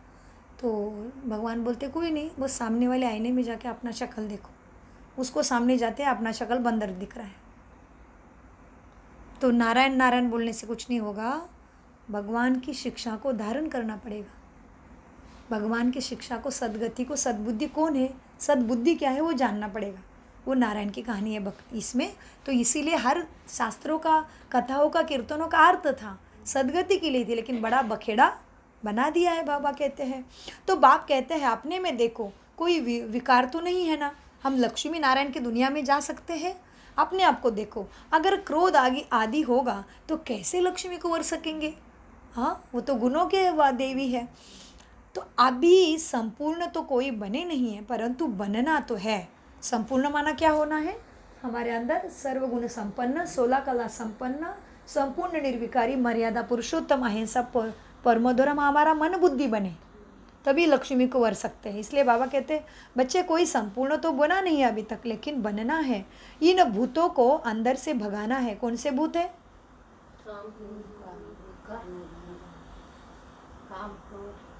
काम क्रोध अहंकार लोभ, ये बड़े बड़े, और उसके बाल बच्चे बहुत हैं। बाबा कहते हैं पहले तो अपने अंदर से मन बुद्धि संस्कारों से भूतों को भगाना है, तभी ही इतना बड़ा मर्तबा पा सकेंगे। देखो तुम्हारा सिखाने वाला, ज्ञान देने वाला उस्ताद भी कितना बड़ा है, और उस्ताद कैसा विचित्र है, कैसा है, वो दिखता नहीं है, इसलिए उसके ऊपर विश्वास बैठता नहीं है। ऊपर से वो भूल भी जाता है तुरंत, क्योंकि वो दिखता नहीं है। शिव बाबा दिखेगा नहीं, क्योंकि वो आत्मा ज्योति है, अति सूक्ष्म, लेकिन दिव्य सितारा है, शक्ति का सागर है, लेकिन वो दिखता नहीं है, उसका चित्र नहीं है ना, जैसे सारी मूर्तियों का चित्र है। इसलिए बाबा ने क्या कहा, तुम्हें मर्तबा पाना है, अपने अंदर से सारे भूतों को भगाना है, उस्ताद भी तो बड़ा विचित्र मिला है तुम्हें। विचित्र माना जिसका कोई चित्र नहीं है। बाप तो सर्वगुण संपन्न ज्ञान का सागर, आनंद का सागर है। तो जो आकर उनके बच्चे बनते हैं, उनको भी सर्वगुण संपन्न डबल सिरताज देवता बनाते हैं इस ज्ञान के आधार से। बरोबर तुम बन रहे हो ना। देवताओं को दो ताज रहते हैं, एक पवित्रता का और एक रत्न जड़ित। तुम आए हो बाप से वर्षा लेने। बाप है परमपिता परमात्मा, सभी आत्माओं का अधिकार है उससे सुख शांति का वर्षा लेने का। वर्षा लेना है, पढ़ना भी पड़ेगा। पॉइंट्स तो बहुत निकलती रहती है, अगर पढ़ेंगे नहीं तो औरों को कैसे समझाएंगे, कैसे समझा सकोगे। ड्रामा हुबेहूब रिपीट होता है। ये नॉलेज तुम अभी समझते हो, फिर ये नॉलेज तुम्हारे यहाँ से गुम हो जाती है। तुम संस्कारों में गुण नहीं बनते हो। यहाँ तो लंका आदि दिखाते हैं। वह रावण, सतयुग में ऐसा कुछ भी नहीं है। रावण का जन्म कब हुआ लिखा हुआ है। द्वापर से देवताएं वाम मार्ग में जाते हैं तो विकारी बनना शुरू होते हैं, तभी से रावण का जन्म होता है। भक्ति भी पहले अव्यभिचारी थी, फिर विभिचारी बन जाती है। भक्ति भी बहुत काम क्रोध लोभ वोश होके ही करते हैं, कुछ ना कुछ स्वार्थ से भक्ति करते हैं। तो बाबा कहते हैं भक्ति भी पहले अव्यभिचारी थी, अभी व्यभिचारी बन जाती है। अभी तो मनुष्य अपनी ही पूजा करने लग पड़ते हैं। बाप कहते हैं मैं आता ही हूँ भ्रष्टाचारी दुनिया का विनाश कर अश्रेष्टाचारी दुनिया की स्थापना करने। जरूर पहले स्थापना करेंगे, फिर ही तो विनाश करेंगे ना बुराई का। यह हमारा पाठ कल्प कल्प का है। भगवान यदा यदाश धर्मश आते हैं। कल्प कल्प बाबा जब भी कलयुग का अंत है, हर कलयुग में आएगा। 4 युगों के बाद फिर भगवान सदगति देने आता है। ये हमारा भी पाठ है कल्प कल्प का, हमारा भी है। श्रेष्ठाचारी से भ्रष्टाचारी माना उतरती कला में आना, फिर चढ़ती कला, फिर भ्रष्टाचारी से अभी श्रेष्ठाचारी बन रहे हैं ना। तो हमारा पाठ कल्प कल्प का है। भ्रष्टाचारी से श्रेष्ठाचारी बनने में टाइम लगता है। जब तक बाप बैठ पढ़ा रहे हैं, पढ़ना ज़रूर है। कल्प पहले जिन्होंने जितना पढ़ा होगा वही पढ़ेंगे। बहुत चलते फिरते कहते हैं बस बाबा ये ज्ञान हम नहीं समझ पा रहे हैं और हमारी बहुत निंदा होती है, इसलिए ये सत्य ज्ञान पढ़ते पढ़ते बाबा कहते देखो ये सद ज्ञान है, इसमें से सदगति सद्बुद्धि मिल रही है, देवी देवता बन रहे हैं। चैतन्य देवी देवता का राज्य आता है, उसको हेवन सतयुग कहते हैं, वैकुंठ कहते हैं, हाँ वसुदेव कुटुंबकम कहते हैं। तो जिस तरह से देवी देवताओं की मूर्त बनने के लिए कितनी हथौड़ा छन्नी खाना पड़ता है, वो पत्थर को भी इतना खाना पड़ रहा है, और तो हम तो साक्षात वो सुख के अधिकारी बन रहे हैं। तो कैसे कष्ट नहीं आएगा, कैसे मेहनत नहीं करना पड़ेगा, ज़रूर करना पड़ेगा। अपने ऊपर अटेंशन की मेहनत है, बाकी सुविधा तो वो ऑलरेडी सब कुछ दिया है भगवान ने। अभी कितने शास्त्र सुविधा है साइंस की वजह से, बस अपने ऊपर अपने संस्कारों के ऊपर अटेंशन। मन बुद्धि में शिष्टाचार धारण करने का अटेंशन, मन बुद्धि में सत्गुण धारण करने पे अटेंशन है। इसलिए बाबा कहते बच्चे देखो, चलते फिरते कहीं कहीं बच्चे गिर पड़ते हैं, कहते बाबा हम इतनी निंदा नहीं सहन कर सकते। लेकिन ब्रह्मा ने कितनी निंदा सहन की, फिर आगे बाबा कहते उसको तो खिलाफ पूरा सिंध ही पूरा खिलाफ हुआ था उसकी। फिर बाबा कहते बहुत चलते फिरते कहते बस हम नहीं चल सकते बाबा। अरे स्तुति निंदा मान अपमान ये सब तो होगा ही, तुम पढ़ाई क्यों छोड़ते हो। सबसे जास्ती निंदा तो श्री कृष्ण की हुई है ना। देखो उनके ऊपर कितने कलंक लगाए हैं, लेकिन जानते नहीं ये कलंक लगे थे एक्चुअली ब्रह्मा पे। अभी ये बाबा पे कलंक लगे थे और यही कृष्ण बनने वाला है सतयुग में। हाँ तो बाबा कहते अरे क्या हुआ, थोड़ी बहुत निंदा हो गई तो कृष्ण के ऊपर कितने कलंक लगाए हैं। फिर ऐसे श्री कृष्ण को पूजते क्यों है। देखो वास्तव में गाली अभी इनको ब्रह्मा को मिलती है, सारे सिंध में निंदा हुई, फिर कर भी तो क्या सकता है। निंदा हुई तो हुई, उसने कुछ नहीं करा, उसने किसी के ऊपर केस वगैरह कुछ नहीं किया, वो अपने ज्ञान में चलता रहा, परमपिता के आदेश के अनुसार श्रीमत के अनुसार चलता रहा बाबा। हाँ परमपिता परमात्मा के ज्ञान के अनुसार चलता रहा। इसलिए बाबा ने वास्तविक बात का उदाहरण दिया है। देखो बच्चों, श्री कृष्ण को गलंक भी लगाते हैं और फिर उसकी पूजा भी करते हैं, उसका प्यार भी करते हैं। वास्तव में गाली अभी इनको ब्रह्मा को मिलती है, सारे सिंध में निंदा हुई, फिर कर तो कुछ भी नहीं सके। ये सब खेल है बच्चे, खेल खेल में होना ही ये सारा। ये सब खेल है, नई बात नहीं है। कल्प पहले भी गाली खाई थी, नदी दुख की पार की थी। तुम सिंध से निकल इस पार चले आए ना। फिर नदी कौन सी पार की थी? पाकिस्तान से ब्रह्मा, पाकिस्तान से आबू भी आ गए, तो नदी तो पार की ही थी। हाँ, तो बाबा कहते हैं कल्प पहले भी गाली खाई थी, नदी भी पार की थी, तुम सिंध से निकल इस पार चले आए ना। श्री कृष्ण तो नहीं थे, ये दादा ही आता जाता था, ये ब्रह्मा बाबा ही आता जाता था। तुम जानते हो अभी हम राज्य पाते हैं, फिर चढ़ने उतरने की ये खेल की कला ही है। सतयुग से फिर त्रेता, फिर द्वापर, फिर कलयुग, फिर संगम होगा, आत्मा परमात्मा का मिलन होगा। और इसको अधिक मास में मनाते हैं, लेकिन जानते नहीं कैसा अधिक हुआ। तो इसलिए बाबा कहते हैं क्या है, तुम जानते हो अभी हम राज्य पाते हैं, फिर गवाते हैं, यह भी खेल ही है। अच्छा, मीठे मीठे सिकेल दे बच्चों प्रति माता पिता बाप दादा का याद प्यार और गुड मॉर्निंग। रूहानी बाप की रूहानी बच्चों को नमस्ते। हम रूहानी बच्चों की रूहानी बाप दादा को याद प्यार गुड मॉर्निंग। नमस्ते प्यारे बच्चों, नमस्ते। हम हमारे द्वारा बाबा को भी बहुत बहुत पदम गुना नमस्ते। मुख्य धारणा के लिए नंबर 1, सर्व की मनोकामनाएं पूर्ण करने वाली। सर्व की धारणा में क्या है? सर्व की मनोकामनाएं पूर्ण करने वाली कामधेनु जगतांबा बनना है तुम्हें। जगतांबा जो सत्य ज्ञान को धारण करेगा, आचरण में संस्कारों में लाएगा, वो जगतांबा है। इसलिए बाबा कहते कामना पूर्ण करने वाली कामधेनु। हाँ, सर्व की मनोकामनाएं पूर्ण करने वाली कामधेनु जगतांबा बनना है, दान देते रहना है। पहले तो ज्ञान का दान, गुणों का दान, और फिर दूसरी बात है नंबर 2, स्तुति निंदा में स्थित समान। इसीलिए देखो दादिया और महारथी क्या कहते थे पता है? उनके पास आते थे कभी कभी गवर्नमेंट के बड़े बड़े लोग कि तुम इतना सेवाधारी कहते हो खुद को, तो गरीबों की सेवा करो, वृद्धाश्रम खोलो, हैंडीकैप बच्चों के लिए खोलो, अंधों के लिए खोलो। तो फिर महारथी बताते थे हम ऐसी दुनिया लाने की सेवा कर रहे हैं जहाँ पे कभी कोई वृद्ध होगा भी नहीं, हैंडीकैप होगा भी नहीं, ऐसे दुख दर्द वाला कोई पैदा ही नहीं होगा, वहाँ पे कोई गरीब होगा ही नहीं। ऐसे दुनिया लाने की सेवा कर रहे हैं हम, वो हमारी प्रथम सेवा है। बाबा कहते हैं देखो बच्चों, नंबर 2 की धारणा, कभी कभी कोई निंदा करते हैं ऐसे कि कहते समाज सेवा तो इनकी सेवा करके दिखाओ, वो तो सेवा हो ही रही, लेकिन हमारी मुख्य सेवा क्या है? ये दुख दर्द की दुनिया को बदल के सुख की ही दुनिया लाना, जहाँ पे कोई गरीब भी नहीं होगा, हैंडीकैप भी नहीं होगा, कोई वृद्धाश्रम ही नहीं होगा उधर। ऐसे सुख की दुनिया लाने की सेवा चल रही है। हाँ, तो नंबर 2 की धारणा, स्तुति निंदा में स्थित समान रहना है। कैसे रहना है? निंदा करे तो भी कोई बात नहीं, स्तुति करे तो भी मेरा कुछ नहीं, उसने दिया है, मैं आगे दे रही हूँ, मेरा क्या है।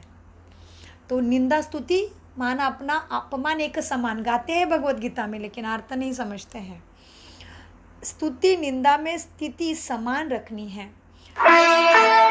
ये सब बातें, हाँ, ये सब होते पढ़ाई, स्तुति निंदा में स्थिति समान रखनी है। ये सब होते पढ़ाई नहीं छोड़नी है। ये सब निंदा भी होगी, स्तुति भी होगी, ये पढ़ाई सदगति की नहीं छोड़नी है। इसे खेल समझ पार करना है। वरदान दिया आज परमपिता परमात्मा ने हम आत्माओं को अपनी शक्ति स्वरूप द्वारा। हाँ, कैसे? शक्ति स्वरूप, शक्ति है ना, सहन करने की शक्ति, सहयोग करने की शक्ति, सामना करने की शक्ति, समाने की शक्ति, निर्णय करने की शक्ति, परखने की शक्ति है ना शक्तियाँ। तो बाबा कहते हैं वरदान में अपने शक्ति स्वरूप द्वारा अलौकिकता का अनुभव कराने वाले ज्वाला स्वरूप भव।